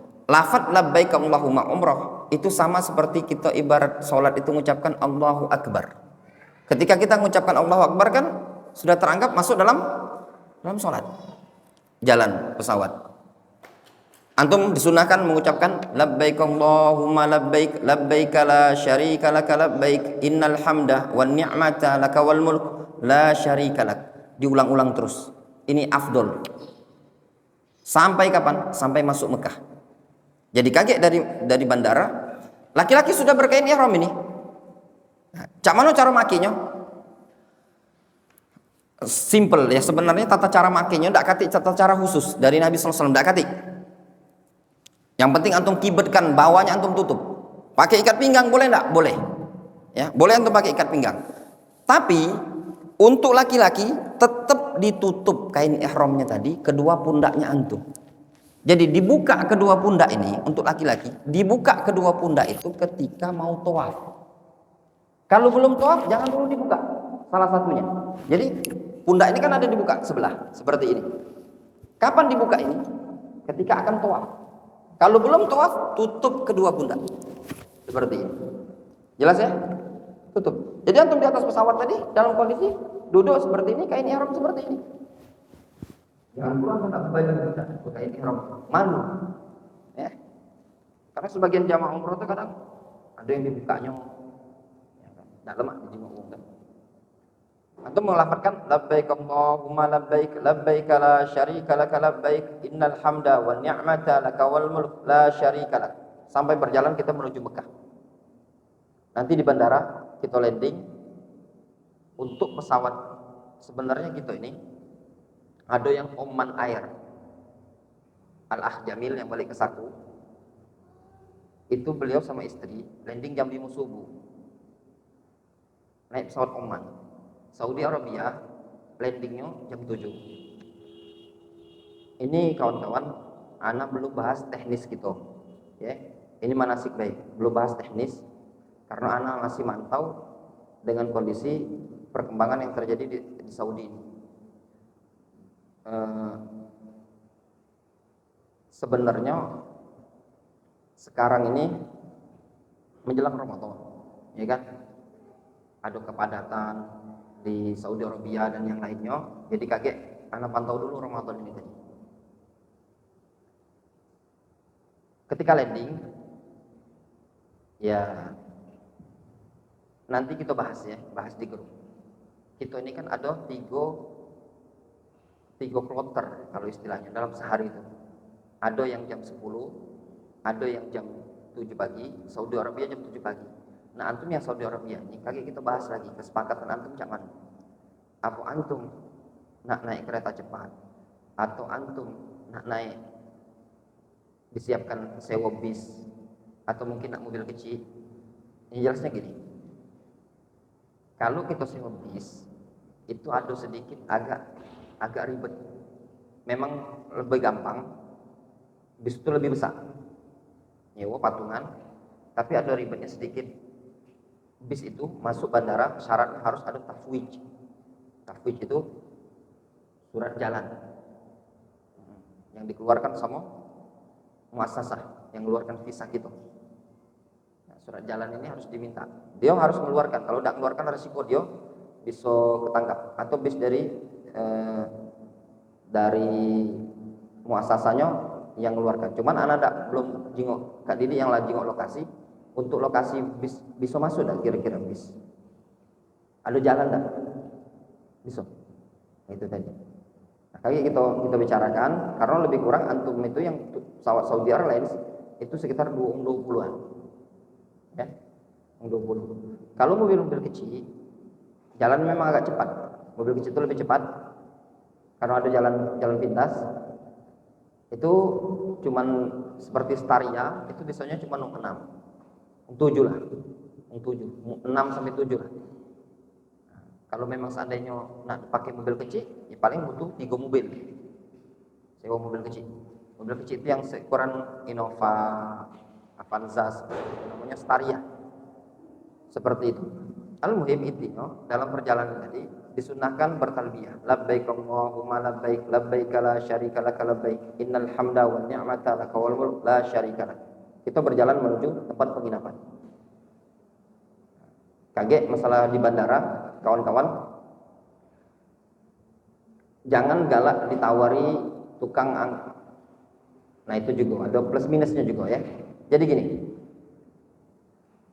di bandara itu ada tukang angkat koper, namanya porter. Nah, porter ini bayarannya seingat anak itu sekitar 18 real lah bocah itu. Tugas dia ngambilkan koper kita plus ngangkatkan lagi ke kendaraan. Kalau kita bawa bis itu 18 real.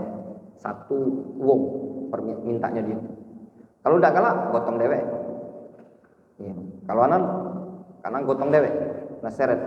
Dulu kita mas ya kita seret-seret muter-muter akhirnya. Nah, bisa caranya seperti itu. Kalau kita nak hemat-hemat lagi lah kan. Tapi kaget untuk di bandara paling tidak kalaupun kita tidak bayar itu ya daripada kita bayar yang itu 18 real cuman tarik-tarik payung Madinah itu tidak pakai itu. Jamaah disuruh norong koper. Anak tanya ngapa tidak bayar porter? Udah porter bayar, handling yang dia udah bayar. Aku tanya pakai handling enggak ini? Tidak, enggak usah Ustaz, mahal. Handling itu enggak tahu kalau Ramadannya. Handling itu kan dari hari biasa 110 real per koper. Tugasnya apa? Handling itu tugasnya jemput jamaah, ngurusin koper dia, naikkan koper dia, check in, per pack, bolak-balik 110 real. Itu kalau normal 110 real. Kita dikasihnya nasi kotak, kalau tidak salah, dikasihnya nasi kotak, dicarikannya, intinya koper itu diuruskan sama dia. Karena anak pernah kerja di handling itu tadi, ngangkat koper dan yang ini tugas juga loh, kita bayar. Kaget ini juga dimusyawarahkan kaget di grup, diambil kesepakatan terserah kakek, galak buida, itu kan kawan-kawan seperti itu. Kalau nak lebih murah ya kita cari yang lebih murah, dalam artian diangkat baik. Tapi ini kaget pembahasannya.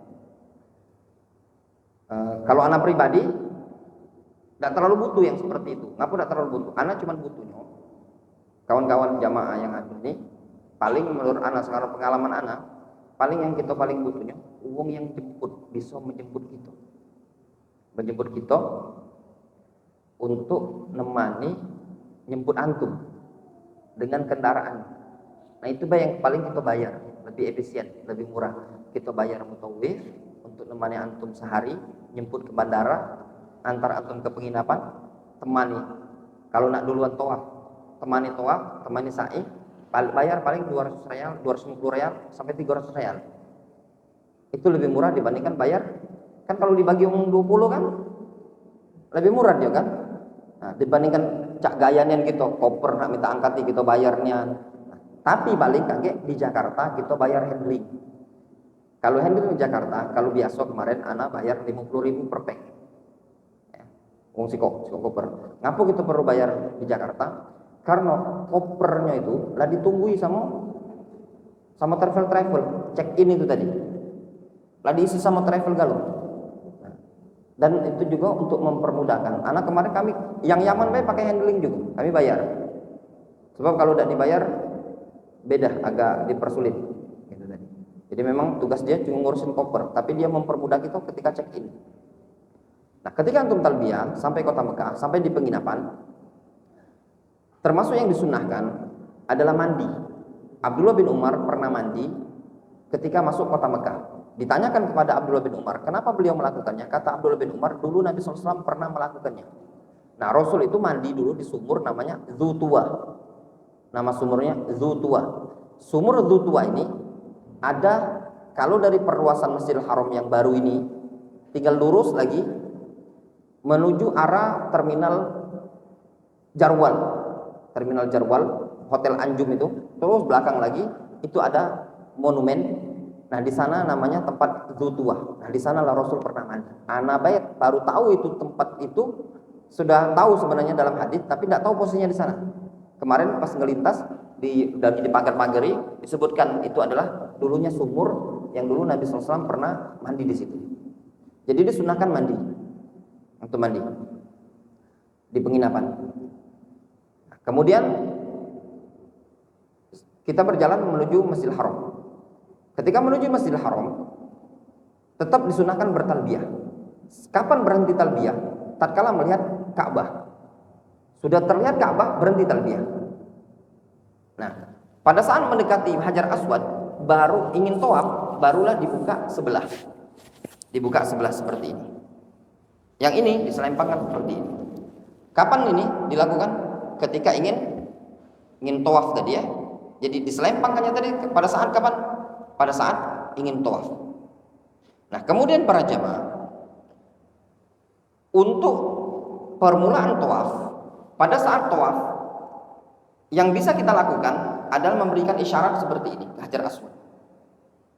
Tolong antum isyaratkan ke Hajar Aswad, jangan isyaratkan ke pojok Ka'bah itu. Jadi misalkannya gini. Ini Hajar Aswad sejajar dengan mimbar. Antum sejajarkan tangan antum seperti ini. Karena harus sebagai cek. Yang diukur. Kalau ini Hajar Aswad, sepucuk mimbar ini tinggi batu sedikit, antum isyaratkan ke batu. Karena sebagai isyaratnya tingginya. Karena bukan Ka'bah yang diinginkan isyarat, tapi yang diinginkan adalah pojok Hajar Aswad. Cukup disyaratkan seperti itu. Apakah mengucapkan Bismillah? Yang datang hadis yang sahih adalah ucapan Allahu Akbar. Apakah Bismillah juga disunahkan? Bismillah ya Allah Akbar. Di sini silap pendapat ulama ahli fikih. Ada yang bilang Bismillah itu dhaif. Tidak ada dari Nabi SAW. Itu ucapan Abdullah bin Umar, sahabat Nabi. Intinya ada silap. Ya. Antum mengucapkan Bismillah ya Allah Akbar, itu ada ulamanya. Antum cuma semata-mata Allahu Akbar, itu ada ulamanya, terserah. Ya. Andalkan ini simple, gampang. Ya. Anak juga kadang Allahu Akbar, kadang ya memang terjadi di kalangan para ulama. Jadi baju tetap berfleksibel. Kita bawa dengan putaran pertama. Ini di bulan Ramadan ada. Jelas ada. Nanti ketemu namanya anggaplah ini Ka'bah. Kita mulai di sini. Hajar Aswad. Dimutar di sini. Apa yang dibaca? Tidak ada hadis yang khusus dari Nabi SAW bacaan pada saat tawaf. Tidak ada bacaan khusus. Jadi itu tidak usah penting-penting ngafal jawabannya apa. Karena dibacaan khusus. Mutar tawaf. Boleh membaca doa sebelum diri masing-masing. Itu lebih aman, lebih afdal dan lebih khusyuk. Atau dikir istighfar bebas, muter sampai ketemu pojok yang berikutnya, yaitu pojok rukun yang mana. Ketika di pojok rukun yang mana,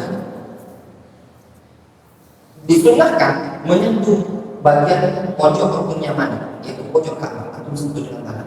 Apakah mengucapkan Allahu Akbar? Tidak disunahkan. Tidak ada hadis yang sahih dari Nabi SAW mengucapkan Allahu Akbar, cukup disentuhkan.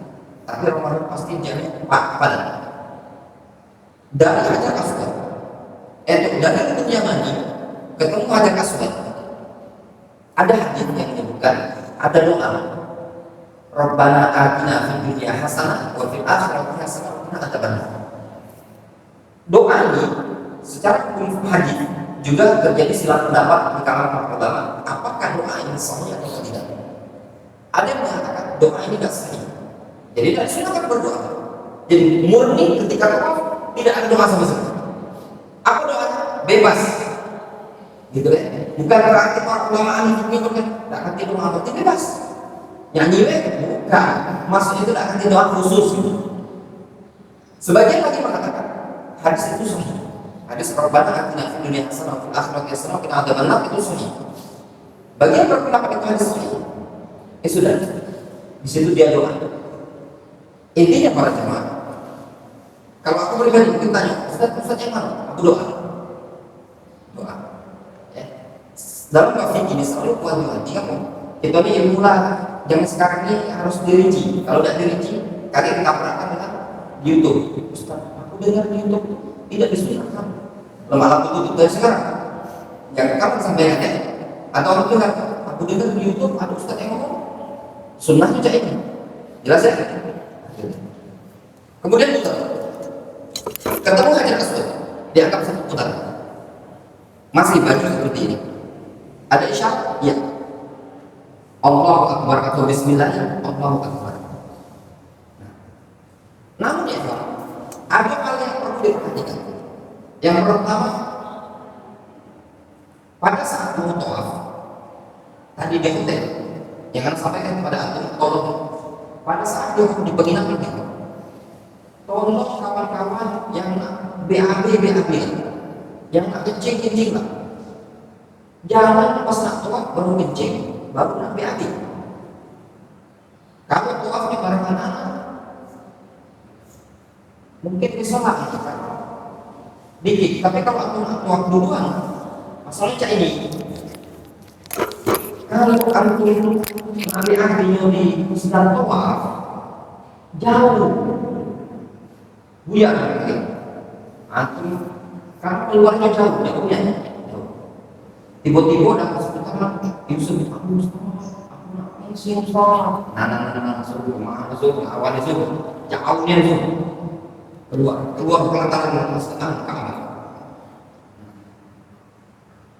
Yang kedua, antum berwudu. Menurut pendapat sebagian ulama, syarat sahnya tawaf suci dari hadas besar dan hadas kecil. Menurut sebagian, ingat bahasa sebagian ya. Antum lihat di kajian ini, kalau anda bukan sebagian berarti ada khilaf. Sebagian lagi mengatakan syarat sahnya tawaf cuma suci dari hadas besar, bukan hadas kecil. Ya. Supaya keluar dari khilaf, lebih baik kita wudu kan? Wudu, antum suci dari hadas kecil. Kemudian antum menutup aurat dimulai dari Hajar Aswad berakhir dengan Hajar Aswad. Muter. Dan ingat, jadikan pundak antum sebelah kiri berada di Ka'bah. Ini Ka'bah. Mejanya adalah Ka'bah. Antum jadikan pundak sebelah kiri. Ingat, jangan antum bergeser gitu. Ya. Ini kesalahan. Hati-hati jangan. Seperti itu. Kadang dia nak pengen saat tawaf tuh pengen selfie atau buat video. Jadi dia ceknya, dia megang HP. Ini kakak, dia pegang ceknya. Halo mak, ada tawaf. Itu itu Ka'bah belakang seperti itu, tawafnya tidak sah. Karena syarat sahnya tawaf adalah Ka'bah berada di sebelah kiri. Jelas ini. Kemudian juga jangan antum hadap. Ini Ka'bah antum hadap sebelah kiri. Walaupun jaraknya kali muternya tadi cuma 3 meter, itu bisa nggak sah tawafnya. Jelas ya? Muter Hajar Aswad, ketemu Hajar Aswad. Pokoknya yang paling penting, jangan sampai Ka'bah lagi antum belakangi atau antum hadapi. Hajar Aswad ketemu Hajar Aswad, satu putaran, diulang lagi putaran kedua, ulang lagi putaran ketiga, keempat, sampai 7 kali putaran. Nah, setelah 7 kali putaran, kita keluar untuk melaksanakan sholat sunnah 2 rakaat. Di rakaat pertama membaca qul ya ayyuhal kafirun, rakaat kedua membaca qul huwallahu ahad. Setelah sholat sunnah 2 rakaat, kalau mau sunnahnya lagi, balik ke Hajar Aswad, kemudian menyentuh Hajar Aswad. Tapi itu susah. Ya. Setelah sholat sunnah 2 rakaat tadi, paling kita minum air zam-zam. Minum air zam-zam, minum rasa puas-puasnya tadi. Tapi kan bulan Ramadan, puasa. Kecuali tawafnya malam. Nah, tawafnya malam. Dan Ramadan juga banyak tempat air zam-zam boleh tutup dulu kalau siang. Banyak dikunci, sudah ada ngalir, diambil. Selesai tawaf, kemudian kita jalan menuju Safa Marwah.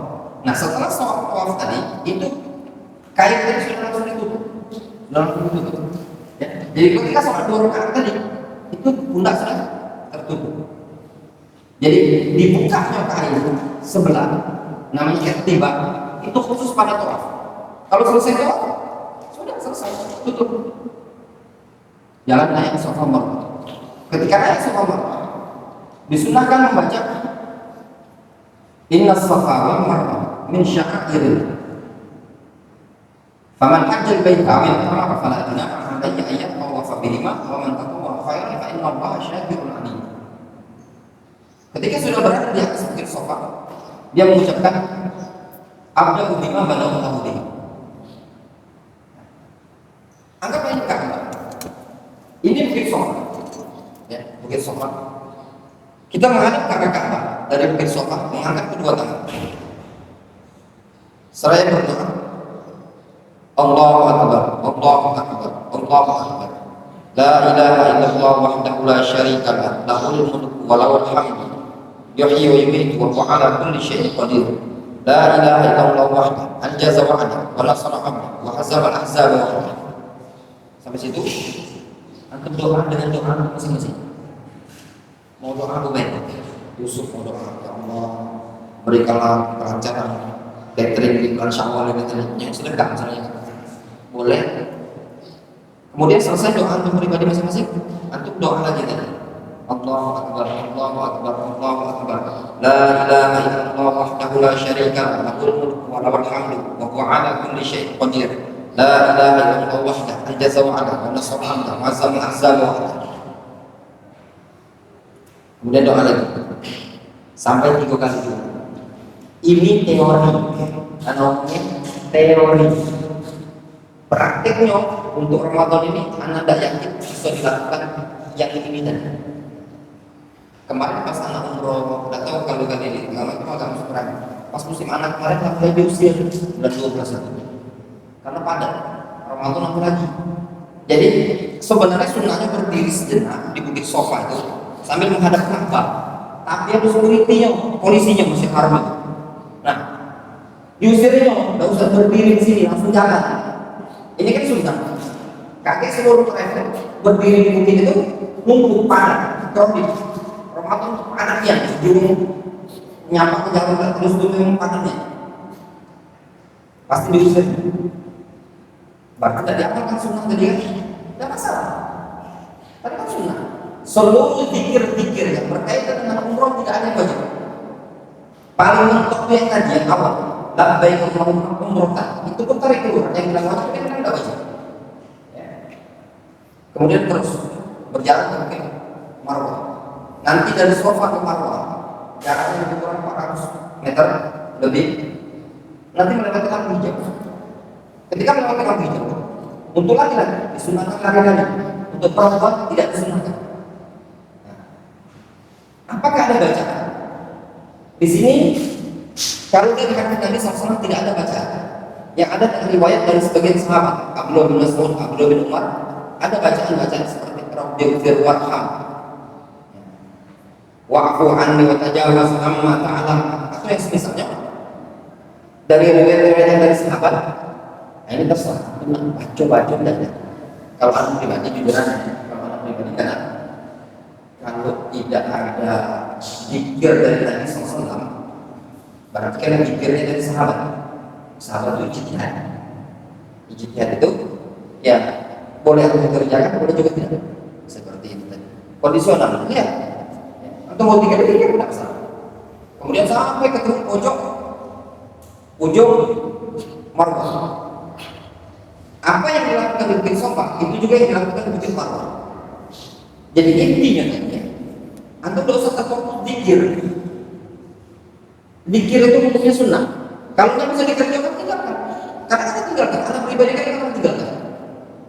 Ambil yang lebih simpel. Karena kita umroh itu bukan kita daya. Kadang kalau yang untuk dikerjakan yang sunnah betul-betulnya. Itu tuh bukan kita daya. Mulai. Jangan sampai tindakan itu ingin mengerjakan sunnah sampai memanfaatkan orang lain.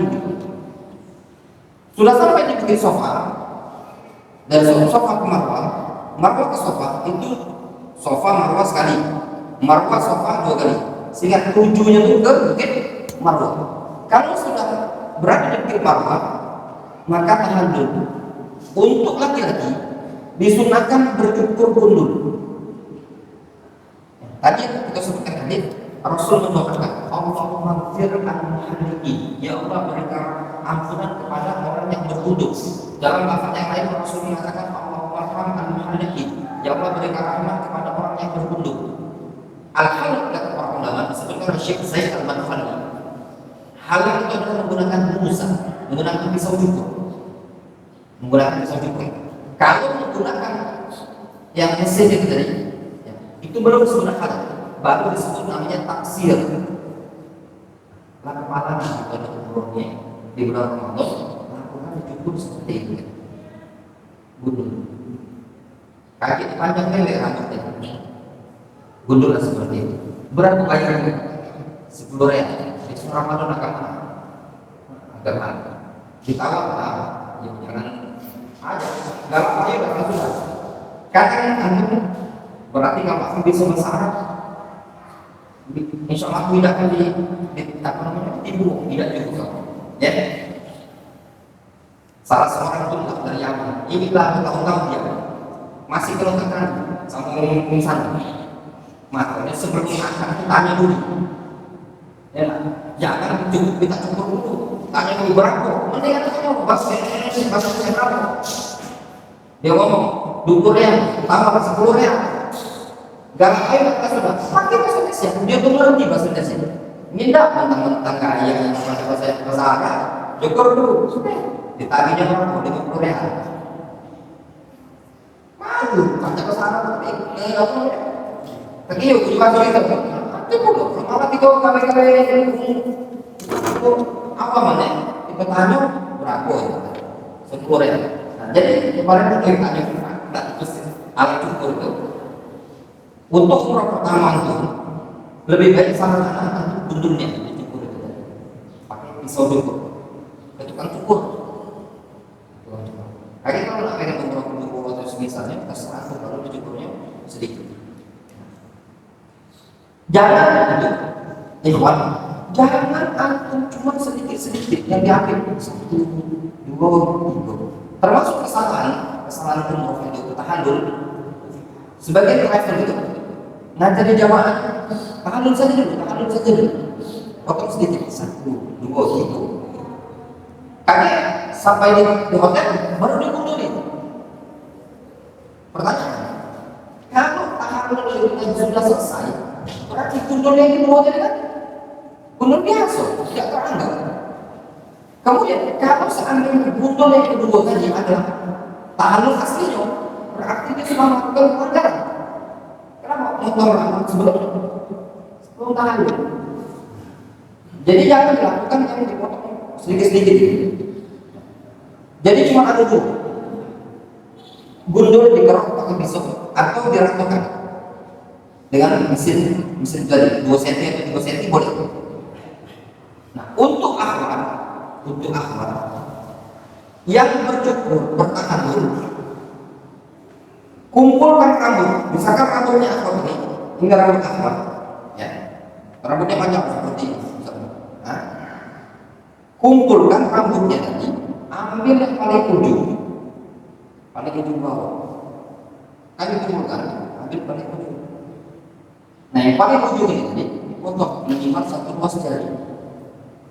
Sebagian ibu-ibu yang umroh itu tadi bukan itu caranya, tapi diambil yang di sini, ya, yang di kerudung itu, saya sedikit potong. Itu kurang tepat. Anda tidak mengatakan salah ya, tapi ini kurang tepat. Jadi maksud dari tahallul itu adalah memotong seluruh rambut, bukan memotong sebagian. Jadi potong dikumpulkan dulu, baru dipotong. Sebagaimana laki-laki tadi, tahallulnya adalah meratakan seluruh rambut, maka perempuan juga harus meratakan seluruh potong rambut. Disebutkan dalam asar sebagian salaf, sebagian ulama zaman dulu, mereka mengatakan, aku berharap Allah SWT mengampuni dosa-dosaku sebanyak rambut yang dipotong. Jelas?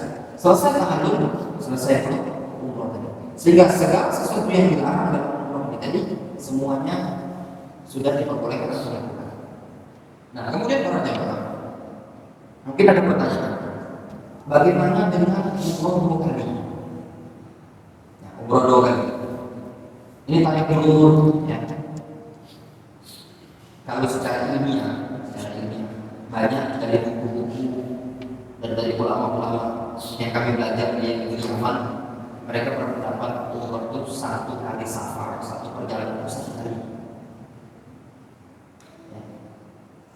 Namun ada juga ulama-ulama lain dari ulama-ulama Saudi Arabia ini yang berpendapat bolehnya 2 kali, boleh berkali-kali. Dengan ketentuan rambut yang ada tadi sudah menghitam.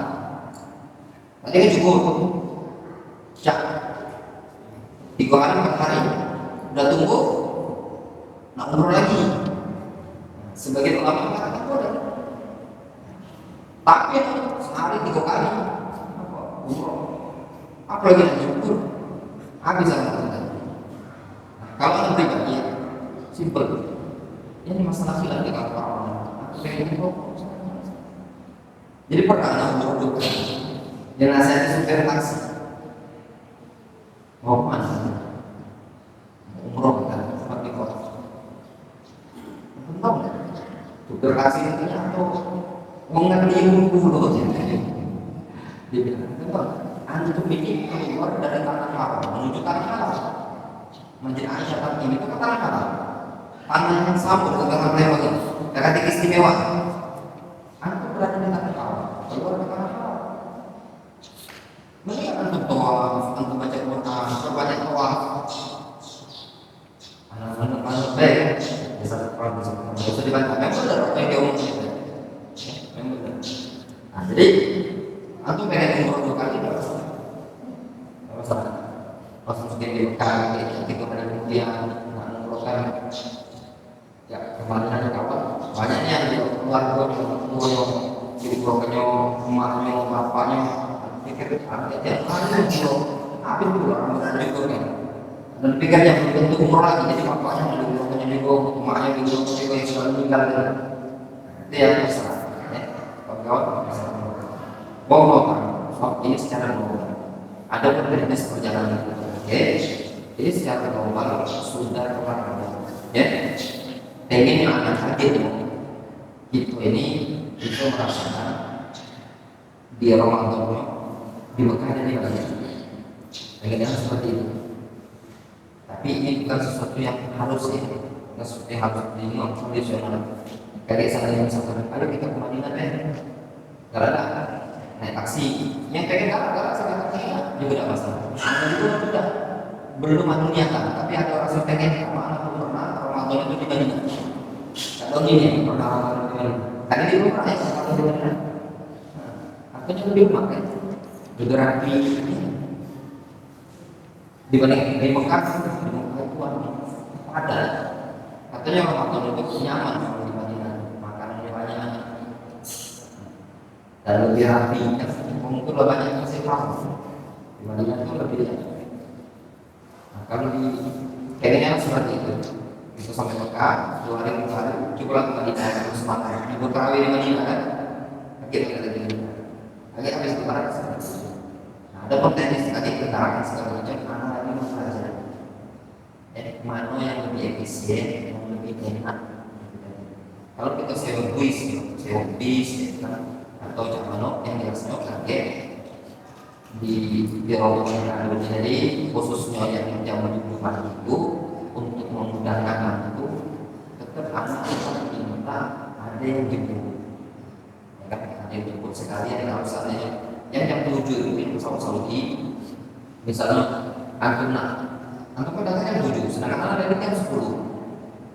Kalau antum nunggu di bandara itu 3 jam. Nah, kelamaan misalkan itu langsung setan menjemputan besok antum langsung tawaf pagi langsung sani. Minta kawan ini selesai itu bisa istirahat di penginapan di sini. Kalian mungkin yang lain jam 10 juga sama. Kalau jam 10 kan tidak butuh ada yang ikut, ada anak. Yang jadi masalah kan ini penginapan itu bukan hotel. Tidak setiap supir taksi itu tahu. Kan penginapan kosan bedek pasal kita yang bedek. Tidak setiap supir kalau bedek kalau hotel dia tahu. Nah memang berfaedah. Kita ini tinggal sesuatu yang sudah dikatakan semalam 50 menit kan data-data kita. Jadi ini kaget keberangkatan kita di Jakarta, anak tidak menyiapkan itu ada tiap ribu. Ya, tolong atur kantongnya sesuatu. Anak tidak berani pakai atribut travel yang akan kami launchingkan cahaya Mekah ini tadi. Itu travel kasih isi. Awalnya buat travel, lalu buat kantor, macam tahu ini semangat buat kantor karena sekarang Kemenang mutus namanya PPNS, memantau CCTV lah, bukan razia travel. Nah, yang dirazia itu bukan yang mandiri, justru yang mandiri tidak itu legal. Mandiri itu ada visa, ada tiket resmi. Yang dirazia ini travel yang tidak aktif izin, tapi dia bawa brand direct, tapi dia pakai izin yang lain. Di Palembang banyak travel seperti itu. Misalkan dalam hadis hotel travel, PT punya, buat PT kan nggak apa. Nah, tapi tidak ada izin PT itu. Nah, PT-nya orang pakai travel lain. Nah, itu sekarang lagi dirazia di Jakarta. Payung Madinah kemarin mereka kena razia. Punya Payung Madinah itu, mereka kan pakai travel tangga. Jadi dia itu razia apa? Itu hanya bisa di apa namanya? Ditutup kakinya kalau dulu yang travelnya membiarkan fasilitas. Sekarang memang ada undang-undang PT bilang memfasilitasi non PP itu ada undang-undangnya. Nah ada umroh yang mandiri itu legal sebenarnya itu resmi. Jadi kalau kita legal itu harus sesuatu ada visa, ada tiket. Karena kalau ketika di bandara ditanya dari travel mana atribut segala macam, tinggal tunjukkan bukti sesuatu itu dan yang lainnya insya Allah aman. Untuk di bandara check-innya kita bayar, bayar 50.000 urus koper itu sama bantu check-in tiket. Kali masuk imigrasi itu udah banyak tanya. Apalagi malam ini juga kadang tidak dulu lah kalau malam. Siapa yang pegawai malam? PNS mana? Pegawai mana yang satu pegawai malam? Coba malam untuk pegawai mana malam? Sahur itu. Karena pegawai bandara gitu. Makanya banyak travel sekarang itu pilih terbang malam. Makanya tiket malam itu mahal dibanding tiket siang. Karena untuk menghindari hal yang seperti ini. Itulah kenapa berkaitan dengan gambaran jadi anak harap. Nah kemudian yang kawan-kawan untuk kita pulang ke Indonesia. Jadi di awal keberangkatan kalau antum datang kaget nak beli Zamzam di bandara tuh ada 12,5 orang beli di bandara. Nah dibawa di bekas masukkan koper tidak masalah. Cuma masalah kedatangan ke Jakarta. Ketika kedatangan ke Jakarta, ini kan beda-beda. Maksudnya itu ada yang balik dua, kakak balik dua, adik balik dua.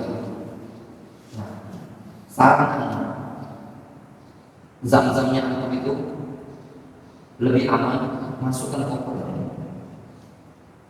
Anda juga heran, semua travel itu juga heran. Zamzam yang di luar koper, semua kurang. Jadi petugas bandara sekarang BI Zamzam.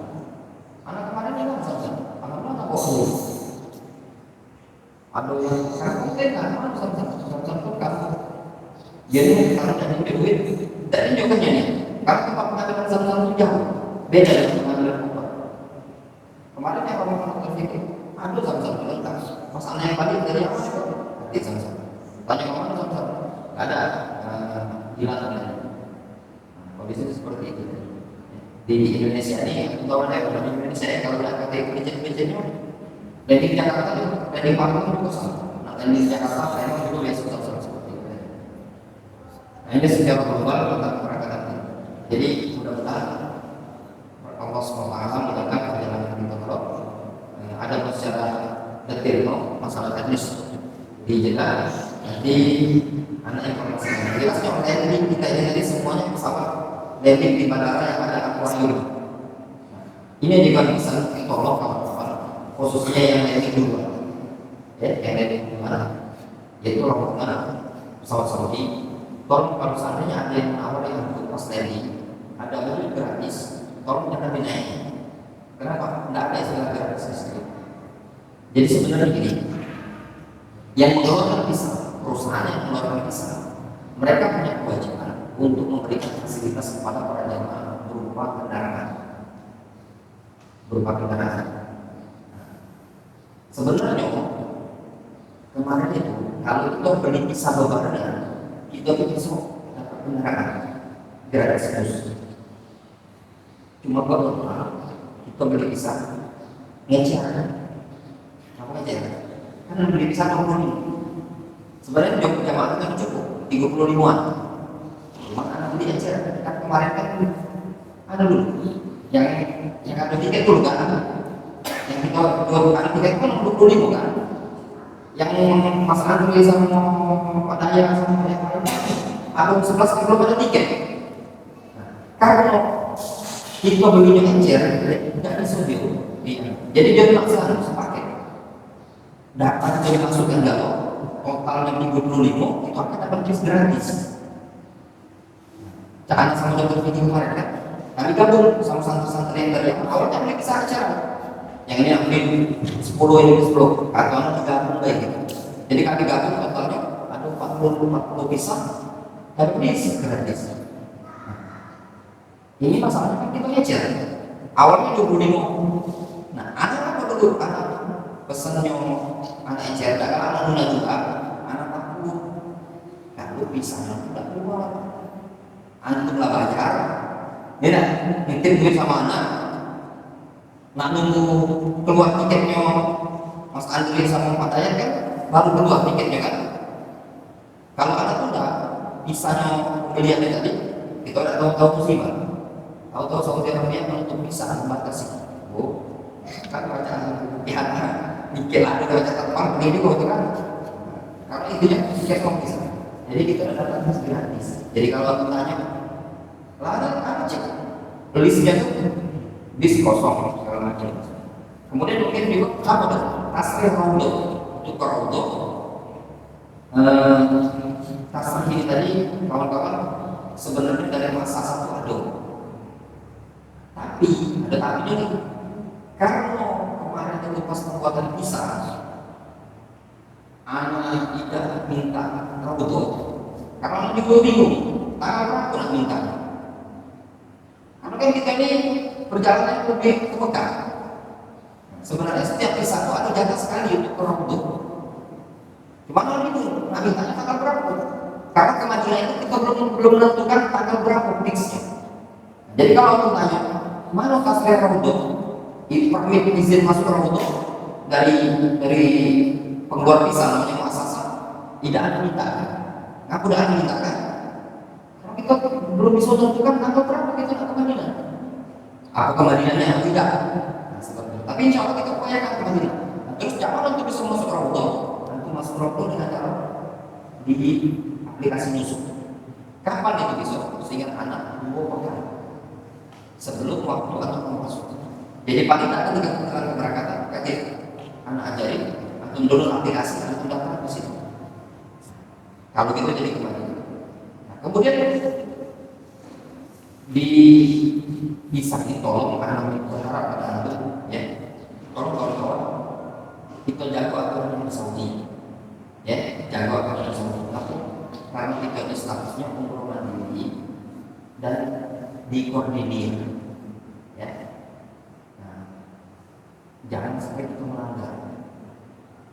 Kalau kita melanggar takutnya kaget nampaknya yang titik itu yang kita pakai sama bisa yang kita pakai.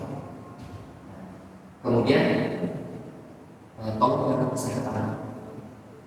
Jaga kesehatan. Ya, mudah-mudahan perginya lengkap, baliknya lengkap. Maksud anak itu badan umumnya itu baru. Jangan sampai ada yang pulang. Ya, tolong juga jangan lupa paspor. Ini anak wanti-wanti, tolong ya kawan-kawan. Tolong dijaga paspornya, jangan rusak. Nah, paspor antum ada sama anak, nanti anak kasih kan. Paspornya dijaga jangan rusak.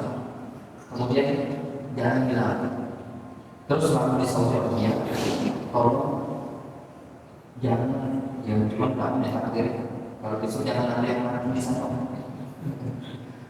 Jangan ada yang ya Allah mati kalau aku di Mekah. Anak ini malah anak pernah ngurus jenazah. Wah, sekarangnya ini harus lapor ke KJRI di Jeddah, lapor ke rumah sakit, jenazah nanti dicek, boleh pulangnya kita otopsi ya, dicek matinya berlaku. Nah, kemarin ada yang meninggal yang sampai tahu ini bingung, jenazah meninggal di perjalanan dari Jeddah menuju bandara. Kalau meninggal di Mekah sedikit, meninggal di dalam busuk. Dia belakang bilang kayak busuk apa itu? Juga bingung, kalau dia stres, nah kemana bawa jenazah? Jangan hanya kena balik. Nah balik ke Indonesia di perjalanan dia meninggal. Nah jenazahnya apa? Ngantar jenazah ke rumah sakit, jamaah ada yang urus. Di gua pernah cuma kalau takdir, karena maksudnya itu jadi, ya, bapak kita ngaku di kota Mekah, itu di gua untuk mendingan kepala dan anak pernah ngurus jenazah kemarin agak ribet. Itu kayak yang saya sampaikan kepada orangnya, mungkin nanti bisa baca-baca dari YouTube yang lain. Ada pun teknis yang di lapangan, insya Allah nanti akan menyusul. Dan tolong kawan-kawan blog jangan apa namanya yang masalah umroh ini, tolong antum persiapkan jangan membawa barang-barang yang kira-kira bakal ketangkap di bandara. Itu dihindari. Kemudian jangan minum titipan kecuali yang antum jelas titipan. Ya. Nah, terus masalah makan dan teknisnya nanti kita shawar lagi. Kalau anak biasanya anak nggak ketahuan kematannya kawan komen di kok dari Lembang di komen di segala macam. Anak mau tahu dari bukan nanti gak sama Faiz. Bila Faiz berasal dari Lembang, Menikau dan yang lainnya.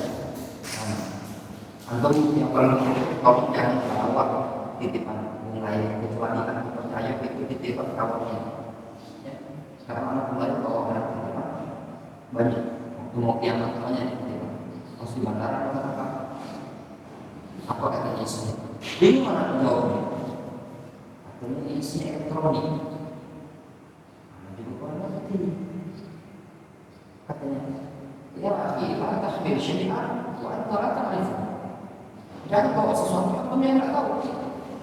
Pas dibuka alam pijat, contoh pijat listrik, yang untuk pijat di belakang punggung itu tadi. Nah, itu dibawa.